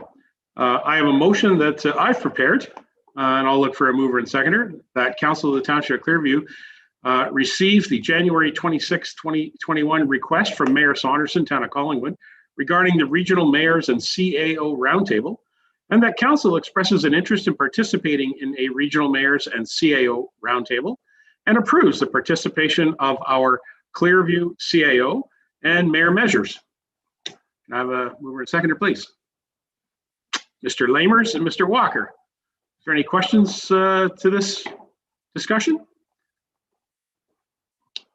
All right, seeing none, my comment would be that as you've heard me say before, I absolutely want to work with our neighbors, and I think it's a good opportunity for Clearview to be at the table and express what Clearview can bring to the table too, as a regional mayors and CAOs roundtable. The motion, of course, indicates that our Clearview CAO, which, as you know, we are in the middle of recruiting our CAO, new CAO. So I did not put a person's name on there because we don't have a name at this time. But certainly we will. And whoever that new CAO is already a member of a little organization. Council, you've heard the motion. All those in favor? And thank you for that. That motion carries. And item 9.5 is the NVCA Annual General Meeting highlights, January 22nd, 2021. I'll defer to Councillor Patterson as our representative on the NVCA. Mr. Patterson, do you have anything you want to add regarding this report or this outlining of items? No, I think it tells it story. Marion McLeod has been from Collingwood elected chair, and Gail Little from Amaranth, both committed to the efforts of the NVCA. So just want to say publicly thank you to Councillor White from, Dan, help me, I forget, I'm getting old. Essa, sorry, did a great job while he was there. That's it. Thank you, and congratulations to our colleague and friend, Marion McLeod, who's a councillor in the town of Collingwood. And every time I see Marion or talk to her, I always remind her that, you know, she is from Clearview Township. So I'm really happy that she's there. Good for her. Congratulations. So recommendation, be it resolved that Council of Township Clearview hereby receive the communications from the mayor for information. A mover and seconder, please. Deputy Mayor Burton, Councillor Leishman, all those in favor? And that motion carries. All right, Council, okay, we're at number 10, county reports and information. We'll just start quickly that we have a county meeting tomorrow. In case the public haven't seen or heard, the meeting has been delayed by about an hour and 15 minutes as a result for tomorrow's meeting. So it'll start at 10:15, and that's as a result of a request from General Hillier, who's on the vaccination team from the province of Ontario. He has requested a meeting with all mayors across the province tomorrow at 9 a.m. So I will attend that, and I know that all the other mayors who are part of the county of Simcoe will do that, and I will report back to you if I have anything that's terribly urgent by direct email. But we all look forward to continue to work with the province and see if we can get this vaccination thing working for us all. So the county meeting will start tomorrow. It's scheduled for 9, but it has been moved back to 10:15. So Deputy Mayor Burton, have you got anything you'd like to add regarding the county? Oh, like you said, tomorrow's our meeting. Nothing new since the last meeting. So we got our meeting tomorrow, and I have economic development at the county level tomorrow as well. So it'll be a full day at county because we're starting a little later, and it is committee of the whole and county all wrapped up in one, and then economic development after that, and that's strictly for the members. Thank you. It's always a full day at the county.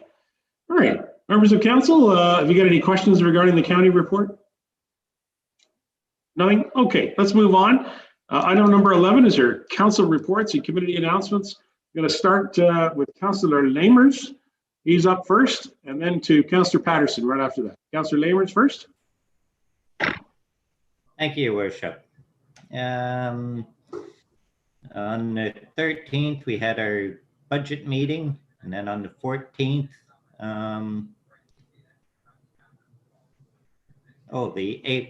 the mayor joined us at the evening hall board meeting. And then on the 19th, I had a Winterama meeting. On the 20th, a Brentwood Hall Board meeting. And then dealing with a lot of complaints about the snowmobiles in town. Everybody thinks that we can stop snowmobiles. That's up to the OPP and bylaw officers. We don't have much jurisdiction over them. And then I'd like to, this past weekend was supposed to be Winterama weekend. So this year we had it virtually, and we gave out 150 kits with the majority of the stuff that we did on the Winterama weekend, games, spaghetti dinner.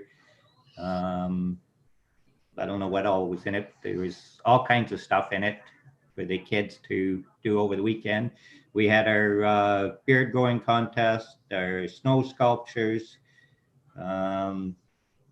posters. So I'd like to congratulate all the winners and all the participants that we've had. We've had quite a few. It was quite surprising how many people took the time and sent in pictures and posters.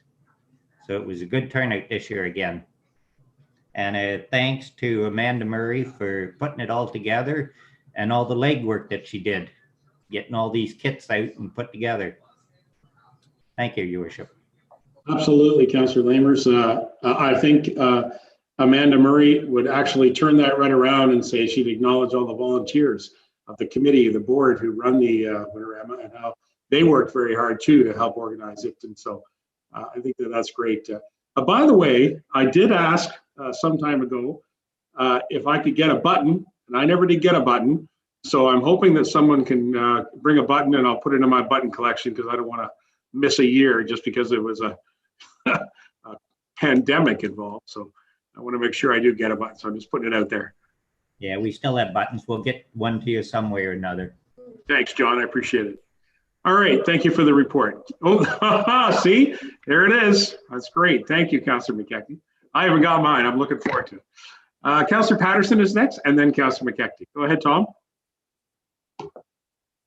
Thank you. Yeah, I did some work with upon request from the Tree Society of Creemore. They're renewing their society membership drive coming up, and also they wanted to do a better job on their governance side. So they've prepared quite a decent manual, if you like, for their own core members, the executive, and for their resident volunteers. Sometimes they have around 50 to 60 volunteers right now, and hoping to drive that back up through a drive. They typically like to have the population of volunteers at between 80 and 100.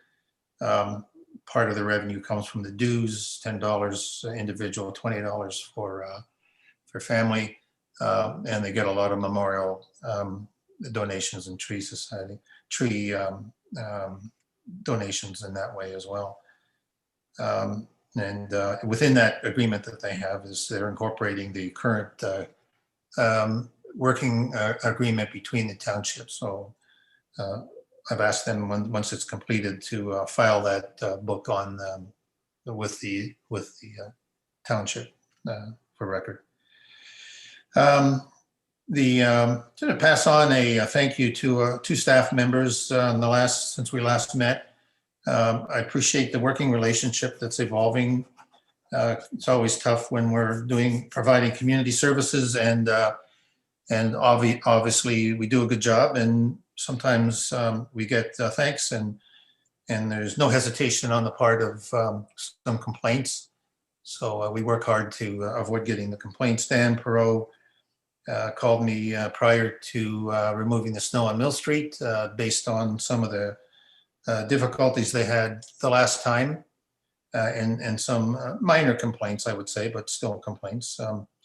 Asked for some, if there's anything we could do. We talked about it, and one of the comments I got back the next day was from the person who actually had done some complaints. I wrote an email and asked him what his comments were. And he said, oh, I didn't even notice the snow was gone. Didn't hear a thing.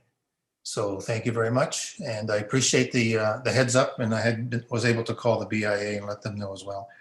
And Joe Paddock, he does this continually, but again, I'd like to say thanks. We generally have compliance to the Simcoe Muskoka District Health Unit with regards to COVID, and there's inspectors going around, but we're not perfect. And so he asked me if I could make a gentle reminder to one of our businesses, and I did so, and hopefully our business owner will comply. And so I appreciate that cooperation between staff and council and our public, and I think they do too. So that's my report. Okay, well, thank you very much, Councillor Patterson. All right, please stay safe out there. Social distancing and wearing a mask is critical. Councillor McKechnie is next, then Councillor Leishman. Go ahead, Doug.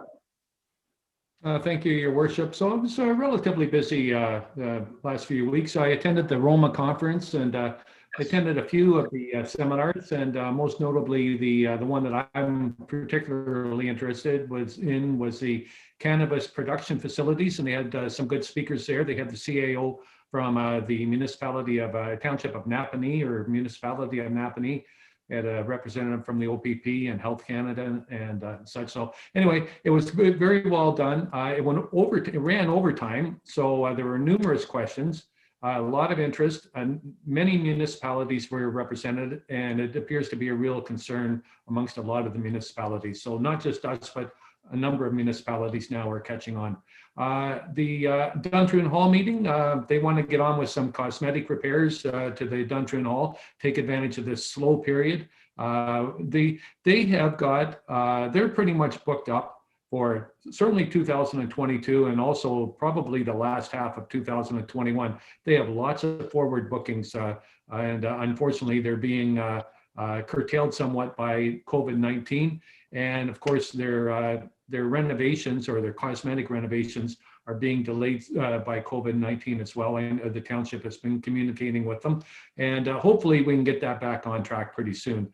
And I also attended the Blue Mountain Watershed Trust meeting, just for information.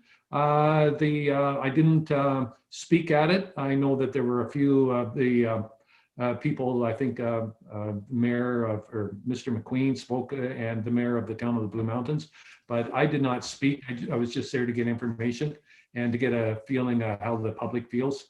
The Creemore BIA, they are having a Share the Love campaign on February the 13th and 14th. If you go to experiencecreemore.ca, you can order online. They have about 18 of their businesses, restaurants, and some of the other businesses, and the brewery have specials, Valentine's Day specials. I will be ordering a Valentine's Day meal for myself and my wife. She doesn't know about it yet, so she's working tonight, so we will keep that a surprise. But let's be honest, she never watches this anyway, so I don't think I have to worry too much. But anyway, I'll be ordering my Valentine's Day meal from one of the restaurants in Creemore. So that's the Share the Love campaign, experiencecreemore.ca. And that's about it. Thank you. Right on. Thank you very much, Councillor McKechnie, and we will keep it a secret. Wishing you a happy Valentine's as well, for sure. And remember to shop local, right? That's what this is all about. Excellent. Councillor Leishman is up next, and then Councillor Broderick. Councillor Leishman, go ahead. Thank you. Been through a few things. Oh boy. Had a library meeting, missed the chamber, unfortunately. But had a Sunnydale meeting, and interesting meeting. Actually, they already have a fundraising plan, so good on them. I mean, these guys don't stand still, I can tell you. Went to the Roma conference, very interesting, got a lot out of it. But right now it escapes me what I got, but I'll look back through my notes and I'll come up with something later. Also attended a library conference last week. Holy mackerel, this thing went from Tuesday to Saturday. And I'm sorry, but I couldn't attend everything. It was just way too much. But I did a lot of the attendance in seminars and workshops about coping with stress. I'm getting phone calls from citizens that are quite anxious, and it's really just a matter of listening to them and talking to them and reaching out to them. And I wish more people should do that. It's really unfortunate, but they are feeling the strain, and I get that. So if you know of anybody, reach out to them and just listen, because I think all they need sometimes is just someone to talk to. So I like to say happy Valentine's Day on Sunday, everyone, and hug the person that's closest to you. It'd be a great time to go out and get some takeout food for your Valentine sweetheart. So thank you. Again, good advice. Thank you for all the love there, Councillor Leishman.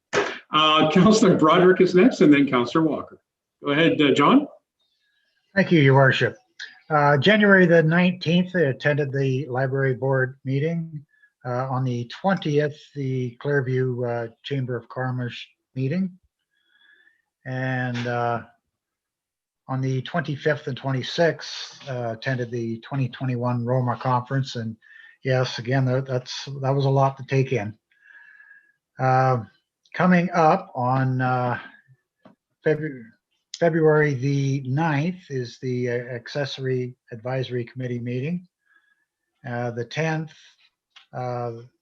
Council Corners blog training.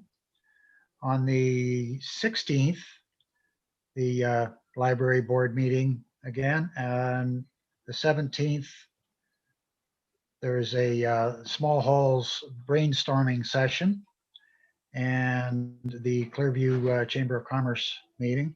And on the February the 22nd to the 25th is the OGRA conference. That's it for me. Thank you very much.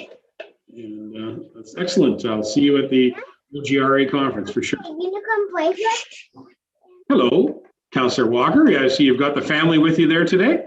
Yeah, unfortunately, come timing on. for talking's not good. Hey, It's great to have the family there. Come on. Your worship, I'm just going to say, if you don't get a button, I bought 6 of them, so I gladly give you one for the Winterama if you can't come up with one. Well, and to Councillor Lamers, snowmobilers, I think they were likely looking for the speed division, looking for the speed time trials maybe, because I had them on Sunnydale Street on the weekend too, and I think that's what they were looking for. We're trying to find some speed time trials so they could see how fast they could go. I'd just like to report that on the 2nd, we had the youth committee. Certainly the youth, it's closed at this point in time. Reopening is unknown. But when we are ready to open, the coordination report is that they are ready. They have, everything is ready to deal with the COVID situation. Funding has been got some funding and everything is set up, ready to go. February activity kits, there were 50 of them and they were gone in no time. They talked about the full-time position that was approved in budget. And at whatever point, we're not sure when that'll ever take place. That's due to COVID. Something that they tried, and they're going to try again. They tried to Zoom interaction, and it didn't really take off earlier on. So they're going to try it again to see if, through invitation to some of the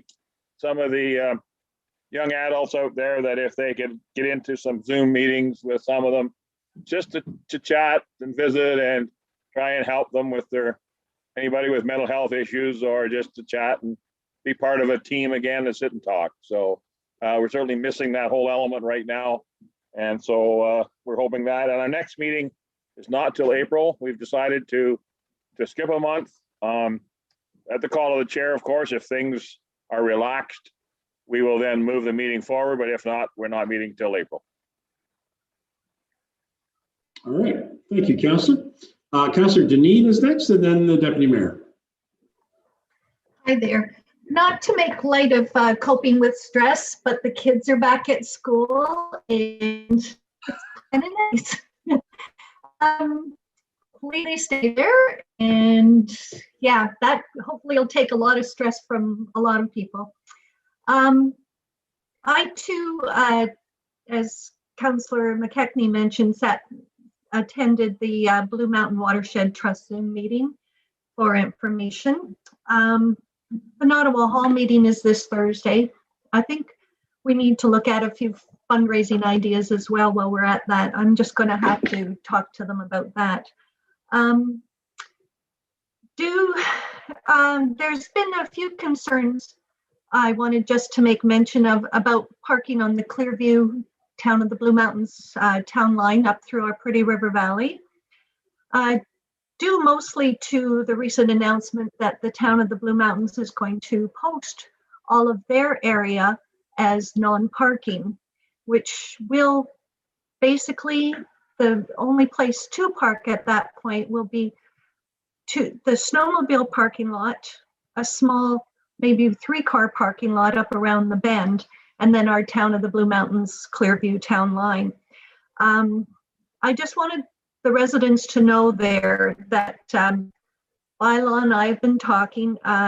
Joe Paddock reached out to me, and the situation is being monitored and will continue to be, to see if it's going to become a problem. And the other thing, I just wanted again to make mention to Dan and Mike about how great those roads are. I've been touring around on them lately, looking at these things, and they really do a good job of keeping the snow back and the roads cleared.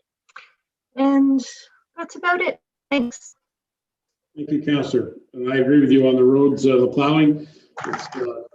It's been an interesting winter, and there's certainly an awful lot of work going on. So they're to be commended for their hard work and their efforts to keep our roads safe.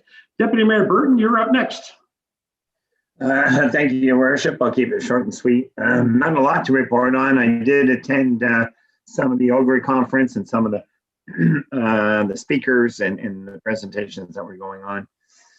I apologize to the youth committee. I did not attend that meeting. I was intended on attending that meeting, but I got tied up in some county phone calls and some other Clearview-ship phone calls, and before I know it, its meeting was over with. So and these phone calls were coming in fast and furious that day. So it just sort of, and some of them I just had to respond to. So my apologies to the committee.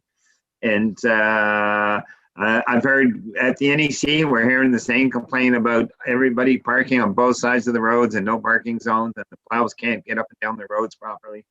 So it's a problem everywhere. But you know, as I said, coming up tomorrow's county council got I have economic development committee of adjustment on Wednesday, and next week is NEC as well. So pretty full schedule for the next 5 or 6 days.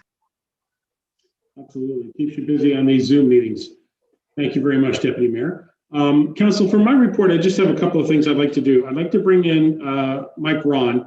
If Mike Ron could join us, I'd like to just get him to mention the EA that's underway, or that's being reported for the east side of Stayner. Mike, that information is available on our website. Can you just advise council, members of the public, what's on there and why it's important to have a look at that? Certainly, Your Worship. So when the Manortown development, it's over by the Timber Mart in Stayner there, they came to the township, and they have an issue. There's no sewer available at that site. Township initiated an environmental assessment for the southeast quadrant of Stayner for sewer capacity. So that environmental assessment is just completed. It's actually, if you're interested in some history, there's some really good information on there, right, with archaeological assessments and whatnot. That EA is in the 30-day commenting period that ends at the end of this month. So on our website, if you just look up sewer EA, it's available for review. The commenting period is open. At the end of that commenting period, there will be a report brought to council for the March 8th meeting to discuss next steps. In order to make that, the EA basically says, it's better for the township to service the entire area with one pump station than just to service the subdivision. It's just economics. right? In order to do that, we may have to install some sewers to some of the existing houses, which is never an easy thing to do. But that's one of the things we'll have to bring to council in the coming months. So the water EA also is, it's going to be submitted for final approval at the end of this week. I just need to review that, and then that'll be posted for a commenting period as well. So that would be the change to add the preferred solution of the well supply on Klondike Park Road. Okay. Thanks very much, Mike. I just wanted to get you to have an opportunity to tell us a little bit about that. It's an important potential change that could happen on the east side of Stainer, so I wanted people to have an opportunity to hear that. Okay, thanks for that, Mike. Appreciate that. And I'd like to ask the clerk if she can join us, because I just want her to give a quick update on the ward boundary review, which should be wrapping up in a few weeks' time. So can you just tell us, are we getting a significant response? Yes, Your Worship, we've had a significant response online, but certainly we hope to hear from as many residents as we possibly can.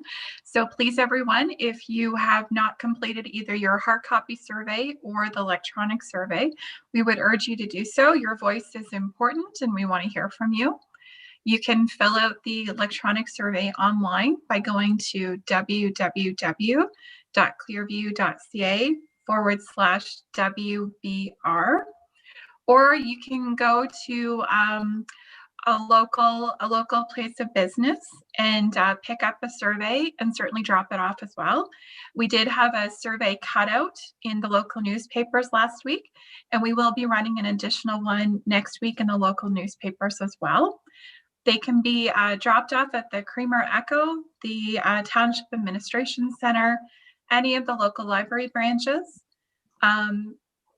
Ultramar in Singhampton, or the Nottawa General Store, D&L Variety in the heart of Nottawa. Thank you, Your Worship. Okay, thank you very much. So just to remind everybody to get their survey information in. Thank you for that. Council, I just want to advise you that I have been invited by Minister Cho to participate in a budget consultation for the province of Ontario. So that's kind of a nice invitation. I'll get an opportunity to speak to Minister Cho once again and participate there. And I do want to advise that our office here at the Administration Center is closed, but activity continues. We have staff that are here working. And if you need to get inside for any reason, you need to call ahead, phone up and speak to the people or the party that you need to reach. And the staff have been very accommodating at taking phone calls and meeting people at the door or even meeting them in the parking lot just to fill out some paperwork. And so we're keeping that good social distancing as well as taking advantage when the weather's nice to actually be outdoors. So I'm just letting you know that that does continue here at the Emergency Operations Team, led currently by our Fire Chief. Rory Payman is the head of that team right now.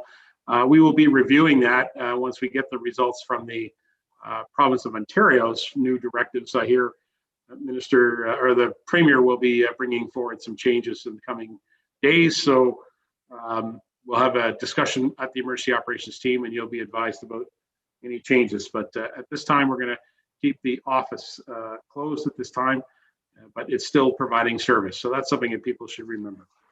So that's about it for that section of our council meeting. Anything further? Did I forget anything? Anybody forget anything? Okay, let's move on. Council department reports, starting with Community Services. CS 004-2021 is the Committee of Adjustment from January 13th. Deputy Mayor, I presume you were there.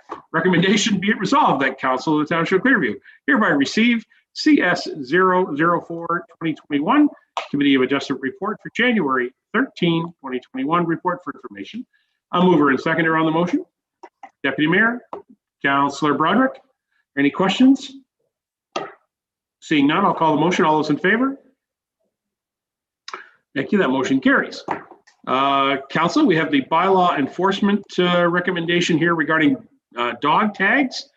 So it's BL 001-2021. Recommendation be it resolved that Council of Township Clearview hereby one, receive BL 001-2021, the dog tag extension report for information, and extend the reduced dog tag fee from March 31st, 2021 through to June 1st, 2021. The clerk is here before I ask for mover and seconder. Or actually, I'll ask for that now. Mover and seconder, and then we'll let the clerk speak. Mover, seconder, Lamers and Leishman. Lamers, Leishman, thank you. Madam Clerk.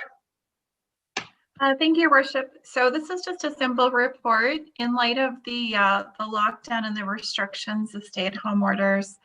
You know, many folks haven't been able to get their dog tag yet, and we'd like council just to extend the early fee until June. Any questions to the clerk?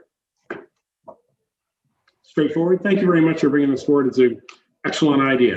Council, you've heard the motion. We got a mover and seconder. I'll call the motion. All those in favor? And that carries. Thank you. All right, Parks and Recreation, PCR 001. This is the Chamber of Commerce MOU. I'll read the motion that we'll hear from Terry Vachon. Nice to see you, Terry. Recommendation, be it resolved that Council of the Township of Clearview hereby receive PCR 021-2020. I guess that should be 2021. I'm sure it is. Put a little edit in there. PCR 021-2021. The Clearview Chamber of Commerce Memorandum of Understanding Report for Information. And item 2, pass a bylaw to enter into a memorandum of understanding with the Clearview Chamber of Commerce. A mover and seconder on this.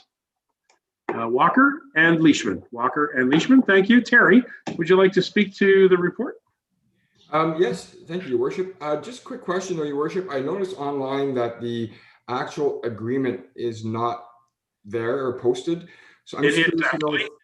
Actually, if I just halt you, the deputy clerk advised me that this morning when I met with her, that these future reports, if there's a bylaw attached to them, they're going to be a part of the bylaw. So if you look, the agreement is part of the bylaw, so it's in the bylaw section. So when we pass the bylaw later on in the meeting, the actual report is found there. So I just want to make sure, Your Worship, that council had a chance to actually see the agreement. Has anybody got any questions on that? Okay, good. All right, go ahead, Terry.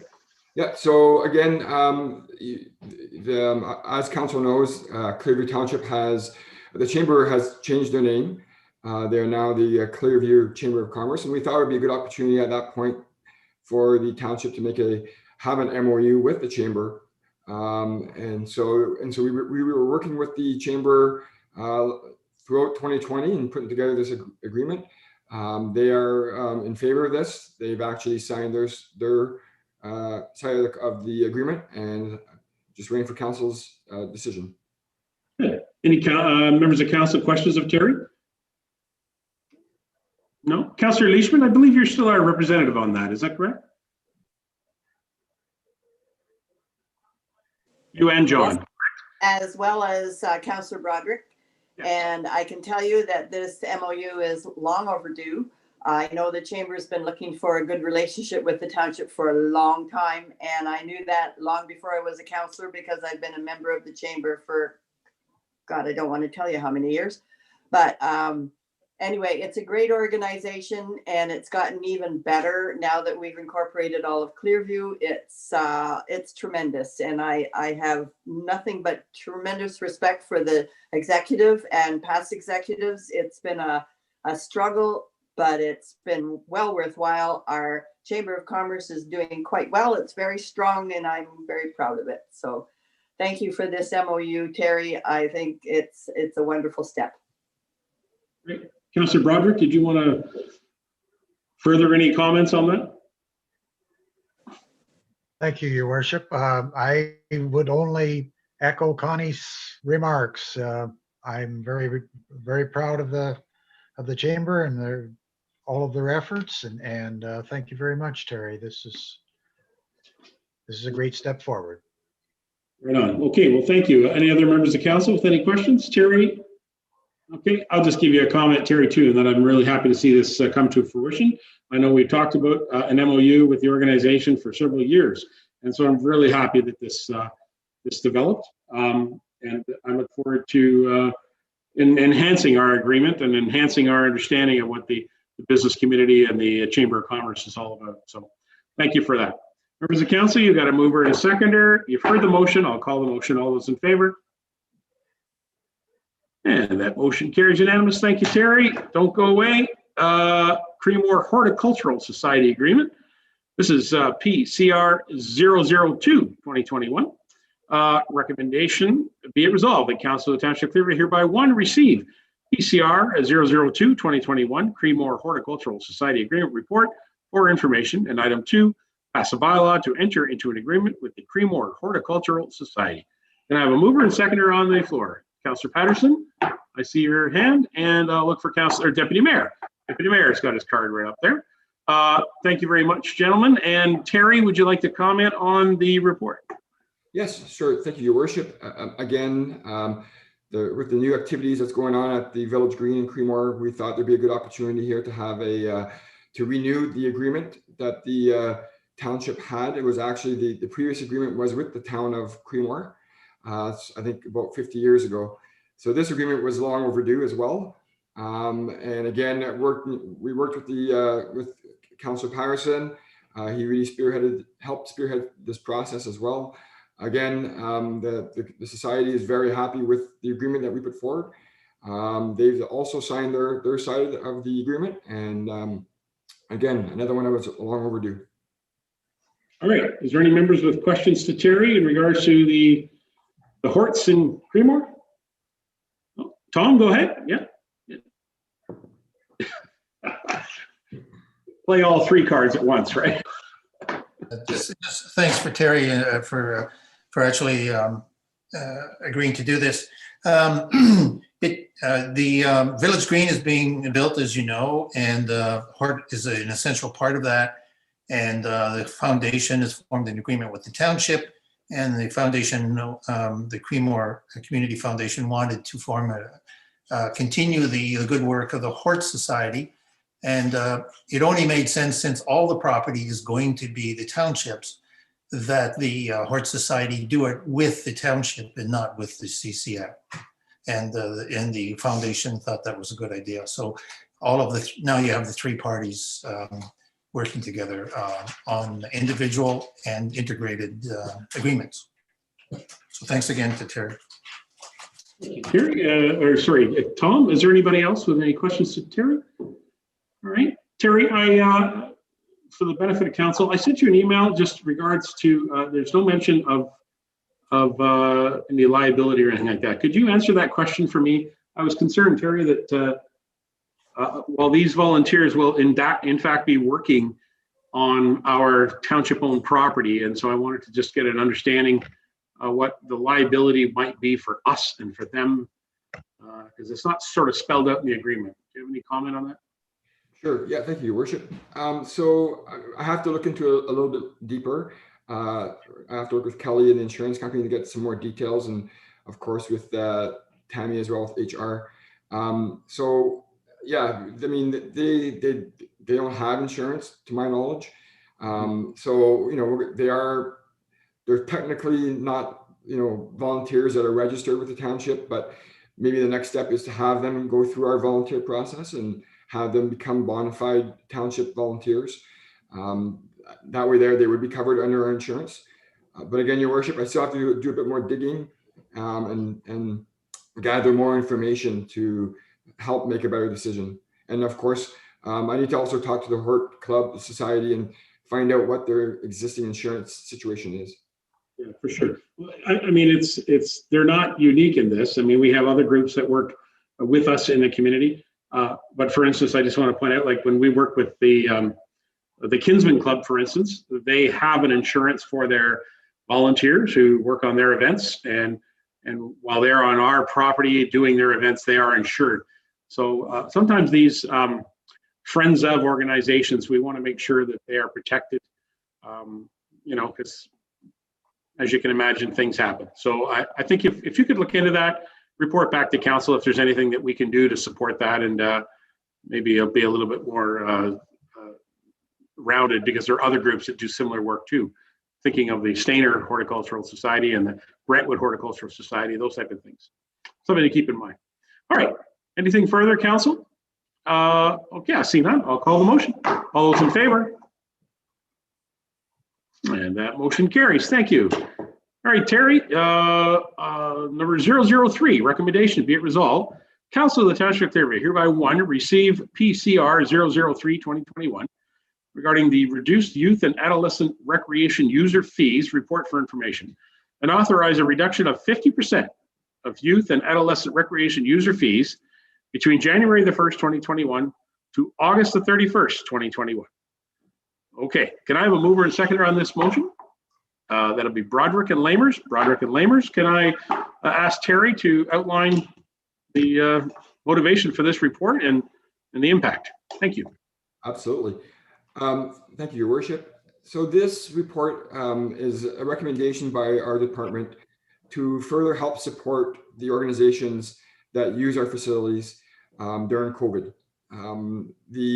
When back in December, when we went from a orange to a red restriction, the Clearview Minor Hockey had decided at that point to halt their season, mainly because the red had a lot of restrictions, mainly 10 players on the ice at once, and it just didn't become feasible for them to be able to continue their season.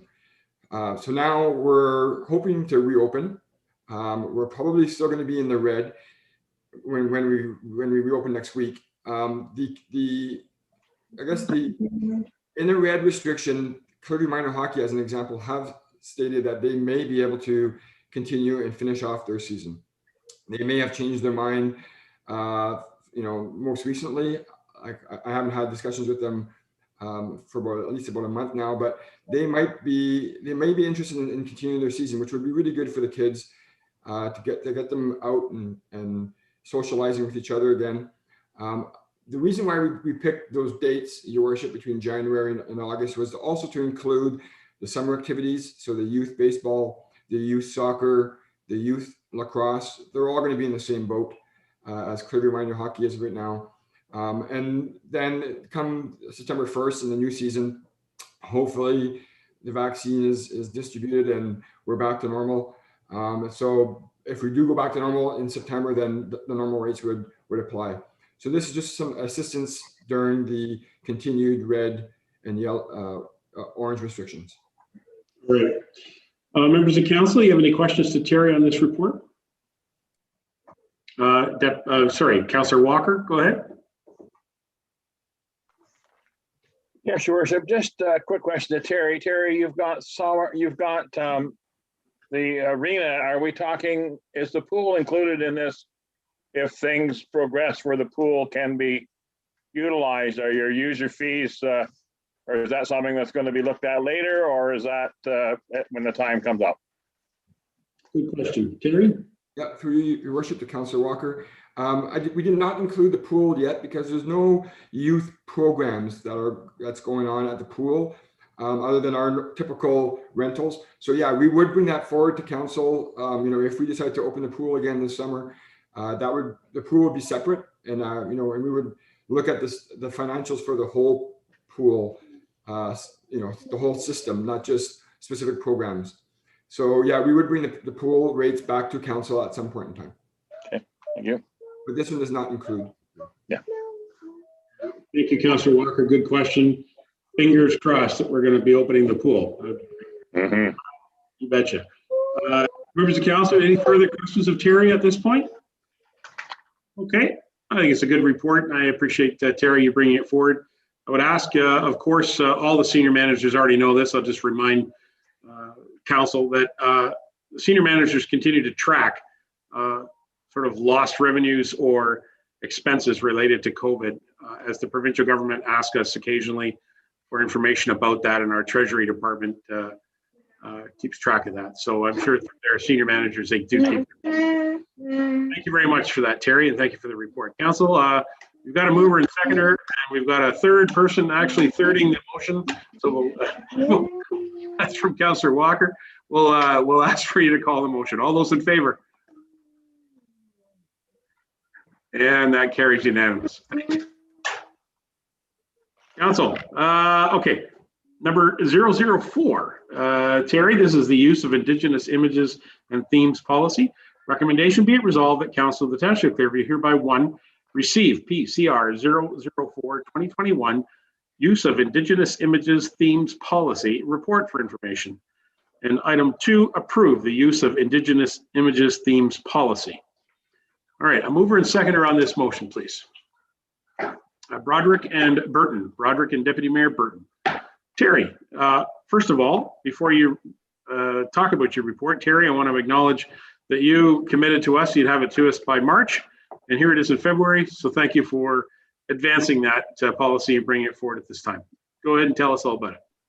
Thank you, Your Worship. Again, Your Worship, I think, unfortunately, the letter that the township received from the Human Rights Commission, I don't think it was attached into your packet. Yes, correct. I noticed it was also missing, and I'm not sure.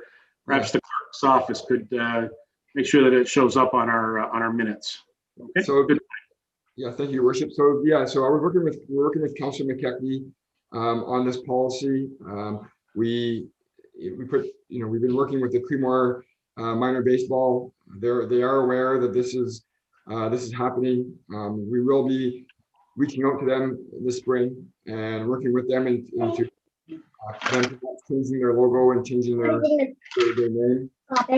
So yeah, so it's still a little bit ongoing, but again, it's nice to have. We mirrored, as per the recommendations that were provided to us, Your Worship, from the Human Rights Commission. We did mirror this policy that the City of Mississauga has put forward and approved. Ours is very, very similar. It's a very good policy, and I'm happy to answer any questions. Okay, thank you very much, Terry. And I'll ask if there's any member of council has any questions to this.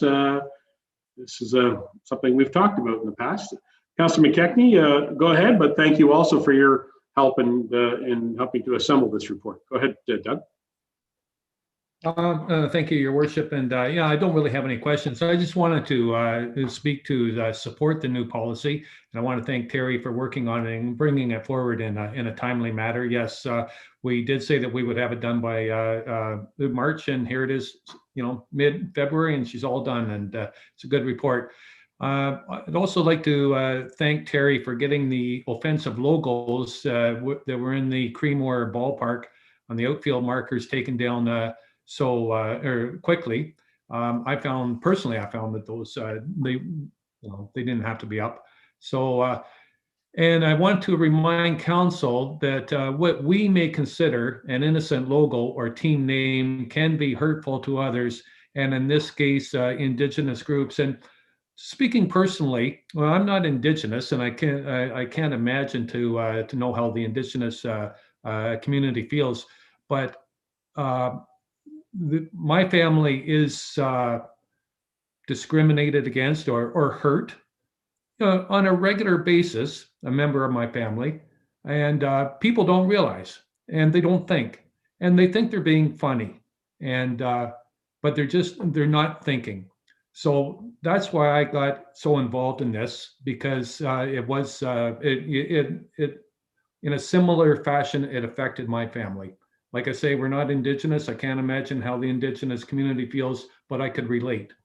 So, and I want to go on and say about I think that we owe some support to the baseball team in Creemore, because I think that we have to encourage them to change their name. And of course, changing their name will involve buying new uniforms.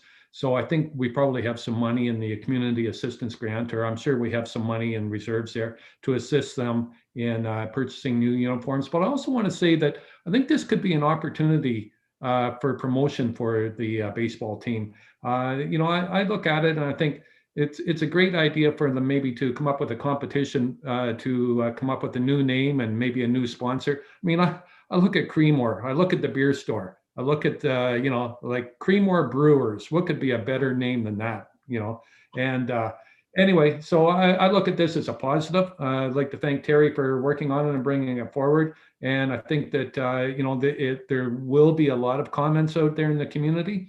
And but I think that we have to get past that and look at it as a positive and help the Creemore baseball team change their name and move forward. And thank you very much, Terry. Great, thank you, Councillor McKechnie, and your comment about support for the future baseball league. I would ask any member of council who hear from them to consider bringing that forward as a notice of motion. That'd be a great thing down the road. Let's hope we also have some good baseball this season too, right? I mean, come on. Anyway, Any other members of council with a question for Terry about this important policy? All right, seeing none, I'm prepared to call the motion. You've got a mover and second. Thank you, Terry, for that. You've got a mover and seconder. I'll call the motion. All those in favor? And that motion carries also unanimous. Thank you. All right. Thank you, Terry, and all the best to you and the Parks, Recreation, Culture staff. Keep doing a good job over there. Let's go to Public Works. Dan is there. Hello, Dan. Nice to have you back. This is PW 002. It's in regards to a quotation to purchase a backhoe. Okay, recommendation be it resolved that Council of the Township of Clearview hereby one award a quotation for the purchase of a 2020 Cat 420 XC backhoe from Tormont Cat in the amount of $169,489.09 plus HST. Can I have a mover and seconder on that, and then we'll hear from Dan. Let's see, Walker and Broderick. Walker, Broderick, thank you. Dan, would you like to speak to your report and the backhoe 2020, not a 2021? Go ahead, Dan.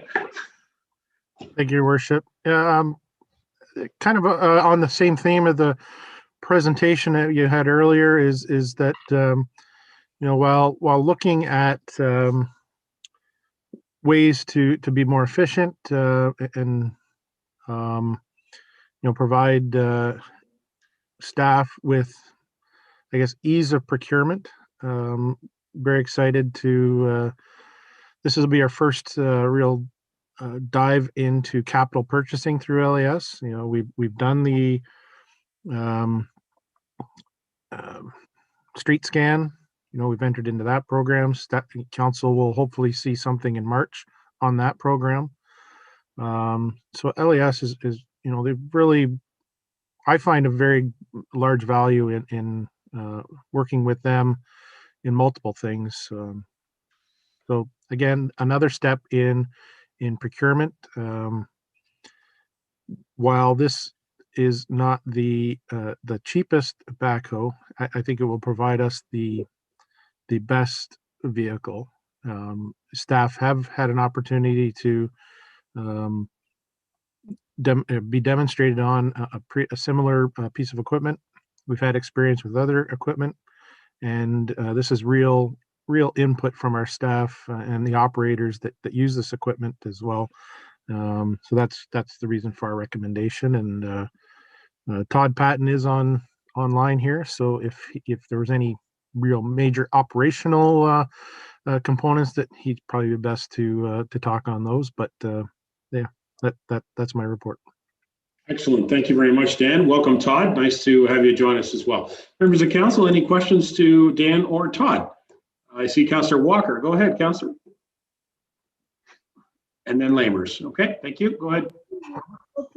I would just like to say to Dan and Todd, thank you for looking at and allowing staff to have input on what's the best piece of equipment.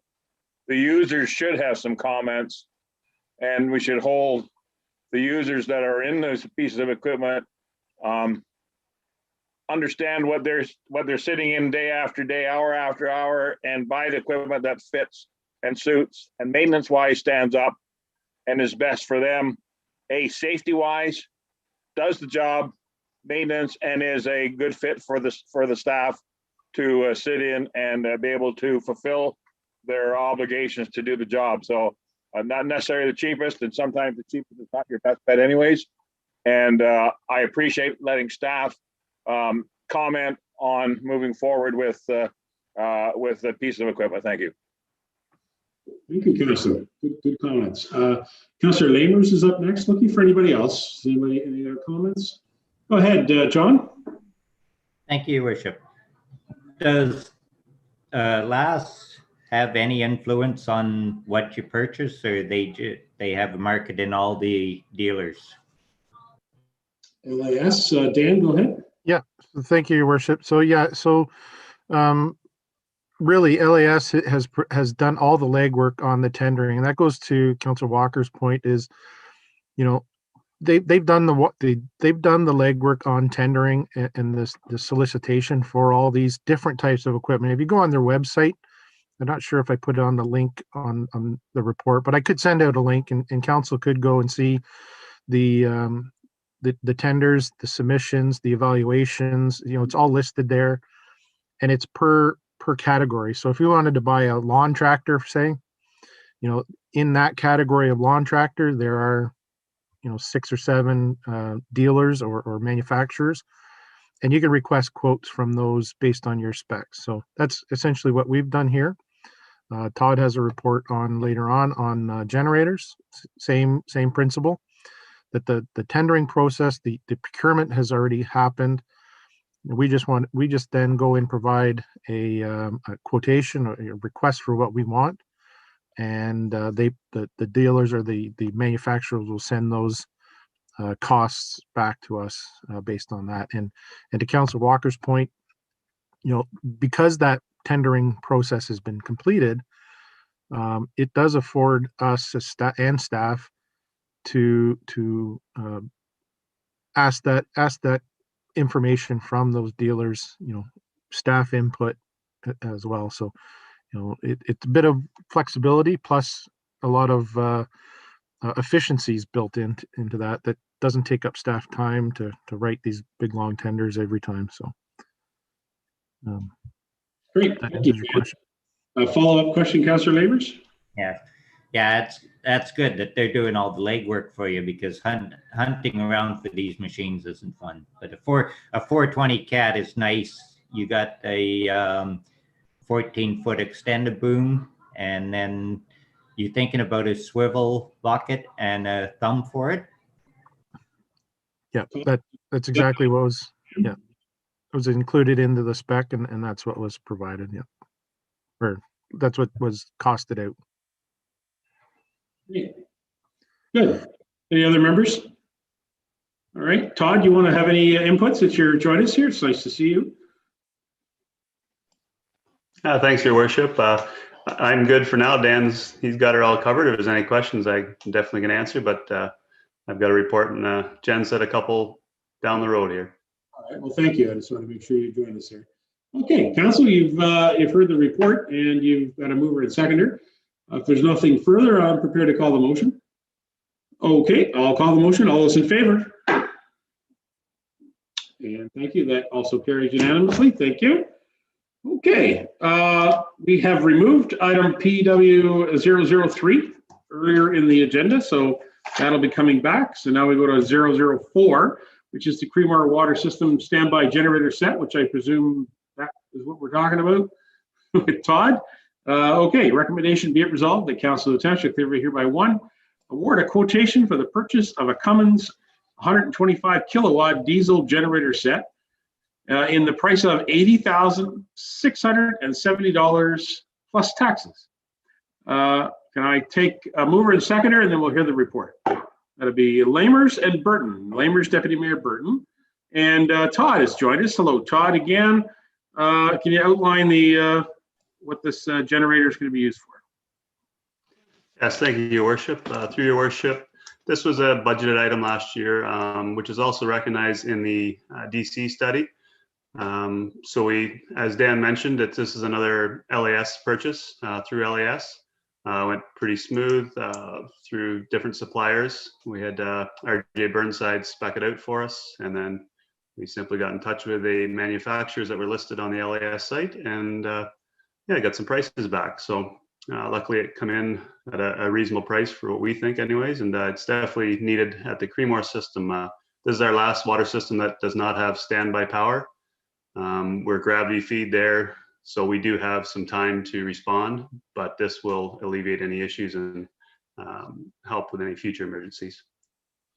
All right. Any questions to Todd or Dan, for that matter? Is there any members of council with a question? All right, seeing none, thank you, Todd. It was a very, very good report.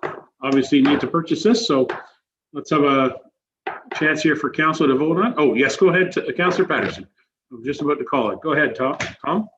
No, just maybe I missed it. There's a difference between what you show in it's 62.80 plus taxes for the Cummins, but in the motion it says 80, I think. And I was looking again to see if I could see why, but. I didn't see that. Todd or Dan, would you like to comment on that?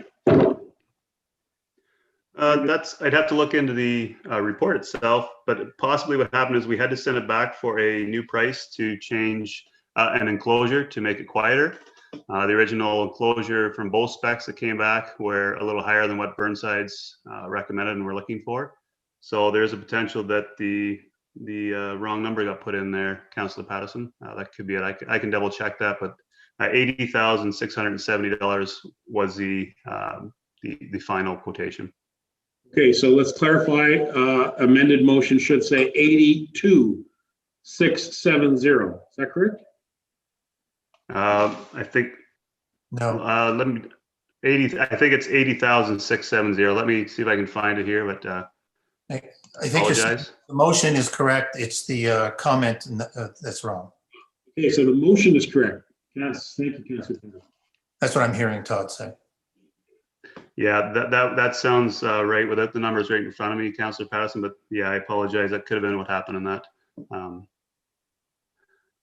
Okay. Okay, if it's a mistake, we'll take it out of your salary. He said that, not me. All right.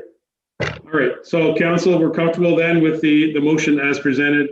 If there's an amendment, we'll have to bring that back with the clerk. All right. Thank you, Tom, for bringing that forward. Members of council, you've heard the motion. And if there's nothing further, I'll call it. All those in favor? And that passes unanimous. Thank you. Thank you, Todd. All right. Good luck. Okay. Now we're on to the fleet management program that we had the deputation about. So I believe Dan is back or Mike perhaps. PW 005. Enterprise Fleet Management Program. Recommendation be it resolved that Council of the Township of Clearview hereby one, authorize staff to enter into an agreement with the Enterprise Fleet Management and provide fleet services for all township light duty vehicles. So a mover and seconder, and then we'll have a discussion. Deneen and Leishman. Deneen and Leishman. And Mike or Todd, do you want to have anything further you want to add to the information that's presented along with the report or the presentation that Jonathan gave to us? Go ahead, Dan. I would just like to say Dan's been running with this football, and you know, he's the Tom Brady on this show, so we'll let him speak. He's had a lot to say tonight, that's for sure. Go ahead, Dan. I'll take that reference. That was pretty impressive, I can tell you that. But how's your defense? That's what I want to know. Again, Your Worship, yeah, I don't know if I have much to add based on the presentation that was done by Jonathan earlier. Again, I feel that there's some pretty good benefit to this program moving forward, and I'm excited to see what savings will come down the road in the next year or so. You know, with the economy, the way manufacturing is right now, I don't think if council were to approve this, probably won't see vehicles until late fall anyway. So, you know, we probably realize something in 2022. Okay.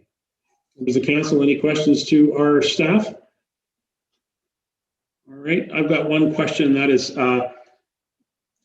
so anything that, okay, let's just stop for a second. In the procedures that we have been doing when we go to purchase a light duty vehicle, the procedure is to put it in the budget that we are intending to purchase a vehicle that we would then own 100%. So often we would then call for tenders, and local providers or distant providers would bring forward their tenders for the vehicles, and then they would be opened in a public process, and we would then get a report back from the staff, and then they would make a recommendation, council would pass it. So we've all been through that process. What I'm thinking is that once we enter into this agreement, we don't have that process anymore. All of the vehicle purchases or leases would come through staff. So council will no longer be involved in that process. Is that a correct statement, Mike and Dan? Your Worship, yes, I would suppose so. You know, we do not have any intention of increasing the fleet, and perhaps Jonathan had mentioned that, we're going to have some, yearly updates and we'll have meetings twice a year, 3 times a year, whatever it takes. And perhaps that at some point in time that staff could bring forward a report card, I guess, if you will. And then perhaps that if we do need to make additional increases to the vehicle allotment, that we come before council to ask for that if that's council's wish. I think that would be probably the best way to move forward on that, I would imagine. Yeah, and that's kind of where I was going with this, Dan, because I recognize that our community is growing. I also recognize that there could be increased demand for more vehicles based on the jobs that many of our staff are doing, from bylaw to, plow maintenance or whatever. All of our small vehicles are there. We have various departments that use them. And so council should be able to, at least at the budget time, determine what our number of fleet vehicles will be in the fleet agreement every year as a budgeted item. Is that a fair statement? That's very fair, Your Worship. I totally agree. And as I had mentioned, I'll commit to providing a report card or some sort. And maybe that happens, I would assume, or if the request is to happen at budget time, then yes. And or at any time that, we feel there's a need for increase in the fleet. And I do want to mention, I didn't mention it earlier. I do want to mention that there are a few vehicles that aren't included in this program as of yet. One is the specialty van for Parks and Recreation that was recently wrapped. That's not part of this program. And the 3 vehicles that was purchased in 2020 as well. So one for bylaw, one for roads, and one for Parks and Rec. They are also not included in this portion of the lease program. They may fall into future years, whether it's 2 or 3 years down the road. But I just wanted to make that clear as well.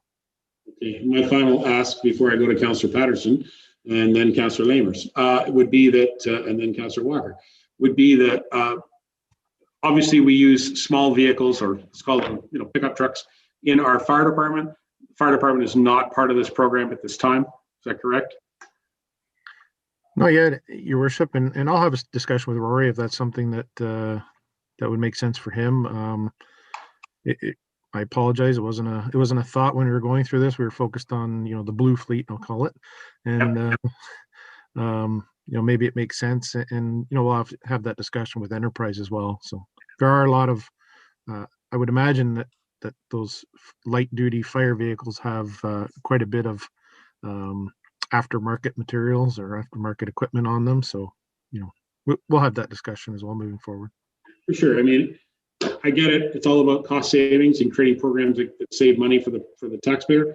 I'm just saying that those fire vehicles do get used for, they get a lot of miles on them compared to perhaps a recreation truck. I don't know. So it's something to think about. So, all right, let's go to some of our councillors. I'm sorry to dominate there, folks. Councillor Patterson, you're up first. Go ahead. Yeah, I had 2 suggestions, and you mentioned the first one with regards to council responsibility. So one of the things we could do is have at budget time would be a good time to start discussing the amount of money that's going into this program, but then also reviewing the savings that we got.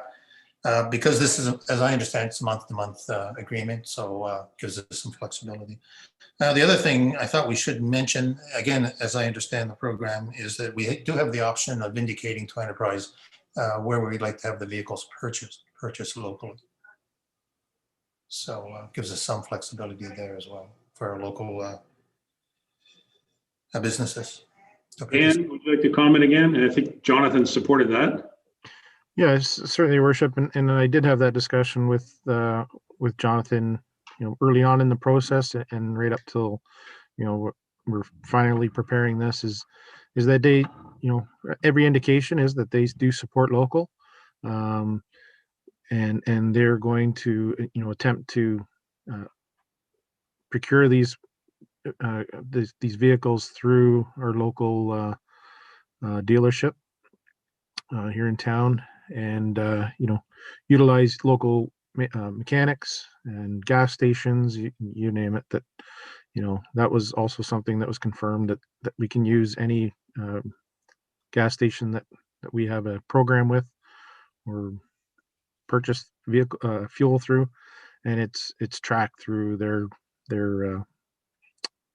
app, I guess. That's how it's tracked. Perfect. Councillor Patterson, anything further? Are you good there? Thank you. Councillor Lamers is next, and then Mr. Walker, I believe it was. Go ahead, John. Thank you, Richard. These are just for our pickups. They're not for the medium duty, the 1 tons yet. Dan? Thank you, Your Worship. They are. This would be for the 1 ton. We have, there are actually 2, I guess I'd call them medium duty trucks. One is what they call the water bus. It's a water repair vehicle. Those will be, those are included in this program. But they are being held on a little longer, I guess, for the value of the equipment that we put on the vehicle. I believe it's 60 months, so 5 years. I think we hold on to those for 5 years through that lease program. But the aftermarket equipment that's needed, the flat box or flatbed dump box on the 1 ton, and the specialty equipment for the water vehicle, that's all included in this program, and we pay 50% of that aftermarket right up front, so 50%, and then 50% is built into the lease over the 5 year for those 2 vehicles specifically. The other light duty, the half tons, they're either 2 or 3 year lease program. Good. Councillor Lamers, you good there? You got anything further? Nope. Thank you. Councillor Walker is next. Anybody else? Councillor Walker, go ahead. Thank you, Worship. Councillor Patterson asked the one question about the local, being able to use local dealers as long as their pricing was reasonable. And the second was partly answered through Dan with regards, I was wondering about the fire department, the bylaw department, the waterworks department. So eventually, maybe through conversation, those all might swing into the program. But right now, we're basically looking at public works systems. Through your mayor, Councillor Walker, no, this program includes all the township departments except for fire. Okay. So Parks and Rec, bylaw, building, water, public works is all included in this program. So that number of vehicles is the whole township light duty fleet. Okay, thank you. Mike, go ahead. Mike. Thank you, Worship. I do want to point one thing out. So being around a while, when you see some of our township trucks, we take pride in our community, and when you see the odd township truck driving around and the fenders are rusting off of it because it's that 10-year-old truck with a bunch of miles, and it's that truck's turn to leave next year, like this is going to eliminate that. Like you're going to have a quality, like under 2-year-old fleet of township of Clearview pickup trucks. Out and about. It says a lot about who we are and shows a little higher quality, I think. Just wanted to point that out too. It's an excellent program all around. Great. All right, thank you. Anybody else with any further comments or questions? All right, I'm going to put a question to, go ahead, John. You go ahead first. Oops, what's going on now?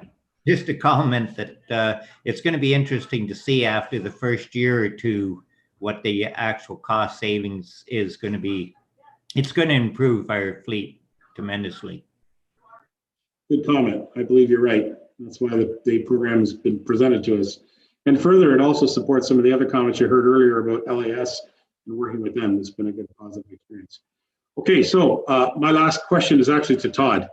Todd, part of this program will mean that the vehicles are going to be coming and going perhaps more frequently, right? New vehicles coming in, vehicles being swapped, traded out.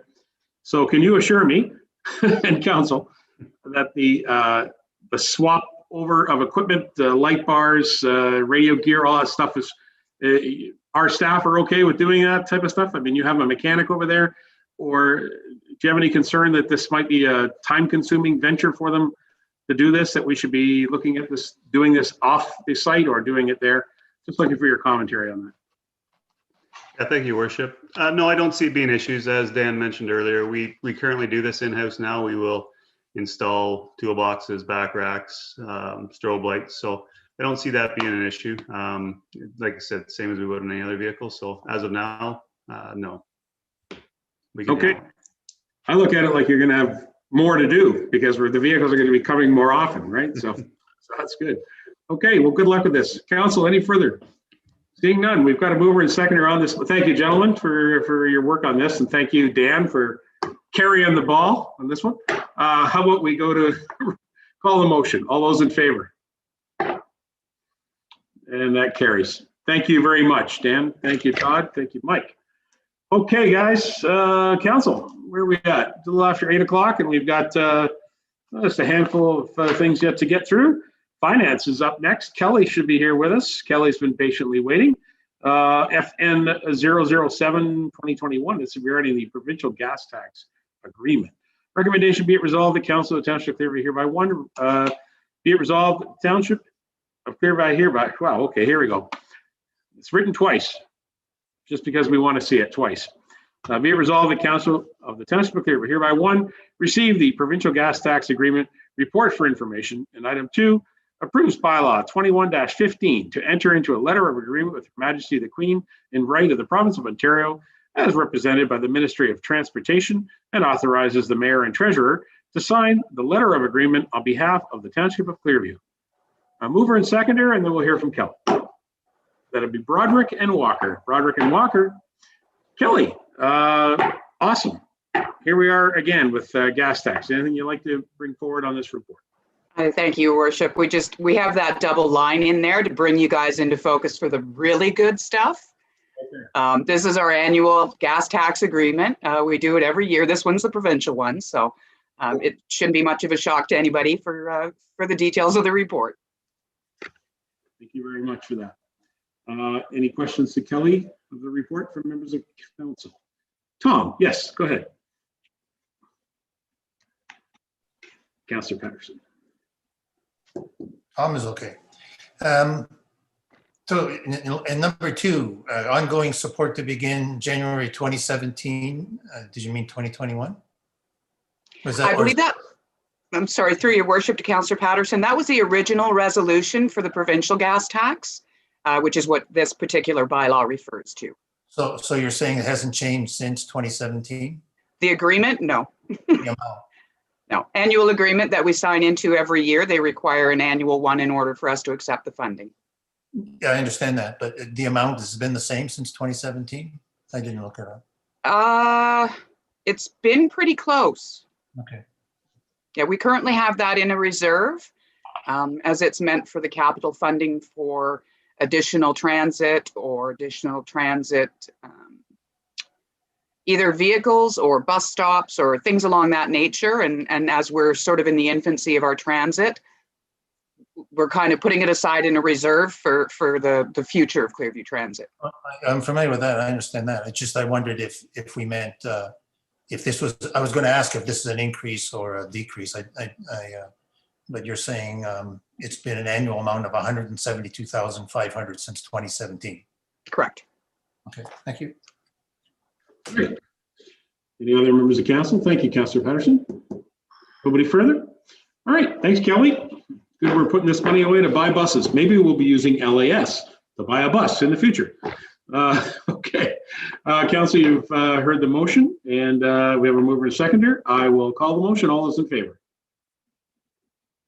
And that motion carries unanimous. Thank you. All right. Municipal Transit Enhanced Cleaning Program. This is both from Kelly, and I'm not sure if perhaps Dan would join us on this too. Recommendation be it resolved that Council of the Township of Clearview hereby 1, receive the Municipal Transit Enhanced Cleaning Agreement report for information, and item 2, approve bylaw 21-16 to enter into a letter with Her Majesty the Queen of Right in the Province of Ontario as represented by the Minister of Transportation and authorize the mayor and treasurer to sign the letter of agreement on behalf of the Township of Clearview. Okay, a mover and seconder. Leishman and Burton. Leishman and Deputy Mayor Burton. Yeah, let's go. Kelly, it's your report, so we'll start with you. And I was interested to hear if Dan could update us on how this cleaning's going with our bus. Go ahead, Kelly. So this one is a little bit different. This is for the COVID enhanced cleaning for the transit system. And again, we have to enter into an agreement in order to accept the funding. We're granted, I was a little over $5,000 for the transit, and our first round was around $867.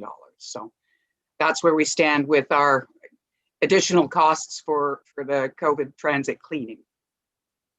Right. And so my second question to Dan would be, have you got any reports back from our provider that this is adequate support, or are they doing more, or are they doing excessive, or they need more? What's the status on it? Yeah, thank you, Your Worship. Yeah, every once in a while, I'll chat with the bus provider, contractor, and it wasn't originally when this all back in, I guess that was probably April that the bus started up again. I think April, May. The major cost really was for plexiglass barrier around for the driver, and other than that, it's usable wipes and sanitizer and spray and things like that. That's all they're really using, and I have not heard, or there has not, knock on wood, been any incidents on our transit bus. So ridership is down, but hopefully it'll start picking up again once lockdown is over, and that really is no other major cost COVID related. Okay, thank you, Dan. Any members of council with questions for Kelly or Dan on this agreement? All right, seeing none, it's pretty self-explanatory. Thank you, staff. Council, you've heard the motion. We've got a mover and seconder. I'll call the motion. All those in favor? And the motion carries. Thank you. All right, council, moving on to page 6 of our agenda. 10 minutes after 8. Okay, so we've got some bylaws to go through here. Bylaw number 21-11, it's a tile drainage loan. Recommendation be it resolved that bylaw 20-11, being a bylaw to impose special annual drainage rates on lands located at 5617 Highway 26 Stainer, be presented and read a first, second, and third time, and finally passed on the 8th day of February 2021. Can I get a mover and seconder on the bylaw? That'll be Lamers and Broderick. Council, you've heard the bylaw. Any questions? All those in favor? And the bylaw carries. Thank you. Clearview Chamber of Commerce MOU. Recommendation be it resolved that bylaw 21-12, being a bylaw to enter into a memorandum of understanding with the Clearview Chamber of Commerce, be presented and read a first, second, and third time. Finally passed on the 8th day of February 2021. I have a mover and seconder on the motion, or on the bylaw, please. Deputy Mayor and Councillor Leishman. Deputy Mayor, Councillor Leishman. Any questions on the bylaw? Council, all those in favor? And the bylaw carries. Thank you. 2113, Creemore Horticultural Society Agreement. Recommendation be it resolved bylaw 21-13, being a bylaw to enter into an agreement with the Creemore Horticultural Society, be presented and read a first, second, and third time, and finally passed on the 8th day of February 2021. Mover and seconder, Councillor Patterson, Councillor Broderick. Council, you've heard the bylaw. Any questions? All those in favor? And the bylaw carries. Thank you very much. Council, item number 21-14 is an on-desk item. It has the result of our deliberations in camera. This is bylaw 21-14 to amend 1906. So over here, I have the bylaw and the motion. So I will read it out. I think I have it here somewhere. It didn't get put away somewhere.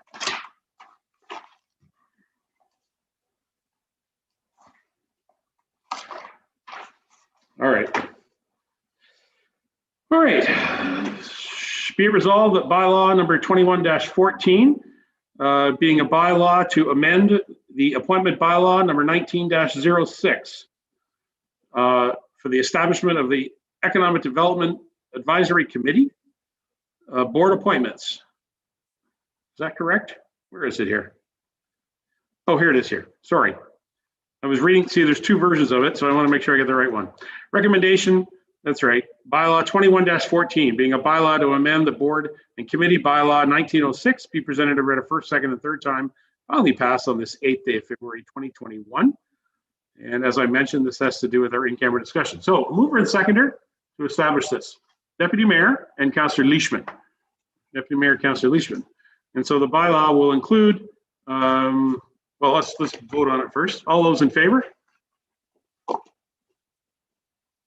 Are there any opposed? Request to speak on a bylaw, Tom? Go ahead. Yes, but I want to make sure the public's not doesn't misunderstand. I have no concerns with the idea of doing the Economic Development Committee or the appointments. My concern, as I've expressed before, is with the process. It's a very ambitious and essential program.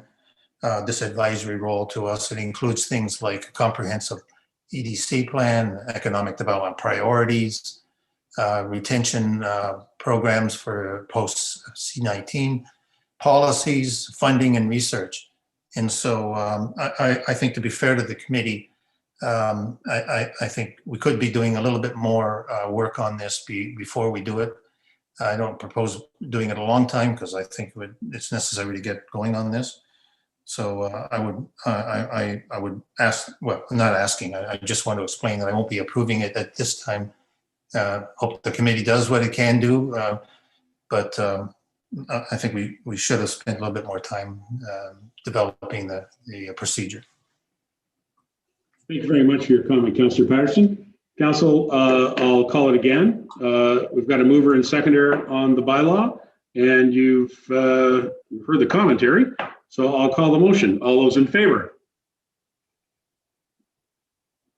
Are there those opposed? All right, the bylaw carries. And so I want to acknowledge that myself, I'll be a member of this committee as I'm the chair at this time. It's actually in the Municipal Act. Barry Burton is going to be joining us as our council representative, and then we have three members of the public, Jennifer White, Judith Crawford, and Bill Roskar are going to join this committee at this time. And so we hope to get a meeting soon, and we'll have a report back to council on how this committee feels it's got an objective. Thank you, council. All right, provincial gas tax agreement 21-15. Recommendation be it resolved that bylaw 21-15, being a bylaw to authorize the execution of a provincial gas tax letter of agreement and the province of Ontario, be presented and read a first, second, and third time, and finally passed on the 8th day of February 2021. Can I have a mover and seconder on that motion bylaw, please? Where are we at? Leishman and Deneen. Leishman, Deneen. Thank you. Council, you've heard the bylaw. Prepare to call the motion. All those in favor? And those opposed? No. Bylaw carries. Thank you.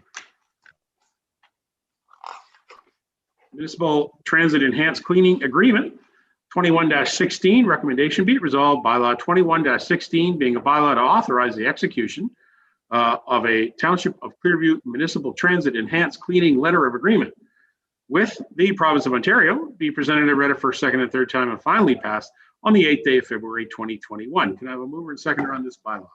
Let's go with Lamers and Walker. Lamers and Walker. Thank you. Council, you've heard the bylaw. We've had the discussion a moment ago. Council, I'll call the motion. All those in favor? And that bylaw carries. Thank you. 21-18 was removed from the council agenda at this time to return at another time in another council meeting, hopefully very soon. Item 13, council, is notices of motion, new business. I don't believe there are any, unless anybody has anything new business-wise they want to mention. Anything they've forgotten in our roundtable discussion at ward reports? All right, seeing none, I'll move on to item 14, which is our bylaw to confirm the proceedings of our council meeting. Recommendation be it resolved, bylaw 21-17, being a bylaw to confirm the proceedings of the February 2021 council meeting, be presented and read a first, second, and third time, finally passed on the 8th day of February 2021. A mover and seconder on this bylaw, McKechnie and Deneen. McKechnie and Deneen. And council, you've heard the bylaw. I'll call the motion. All those in favor? and the bylaw carries. Council, item 15 is our motion to adjourn. Is there anything further for the good of the council meeting and the good of the community? No? Okay. I'm looking forward to whoever's going to give me that button first, and I want to make sure I pay for it, John Lamers. Make sure you know I will be paying for it. All right. Councillor McKechnie has made the motion. Councillor Lamers has seconded it. Recommendation be it resolved that council meeting be adjourned. What is it? 8:23 p.m. Council, I'll call the motion. All those in favor? And that motion carries. Thank you, council. Thank you very much for joining us. We'll be seeing each of us in the coming days because we've got several meetings where we're all going to be together in the next little while. So I look forward to it. Take care, everybody.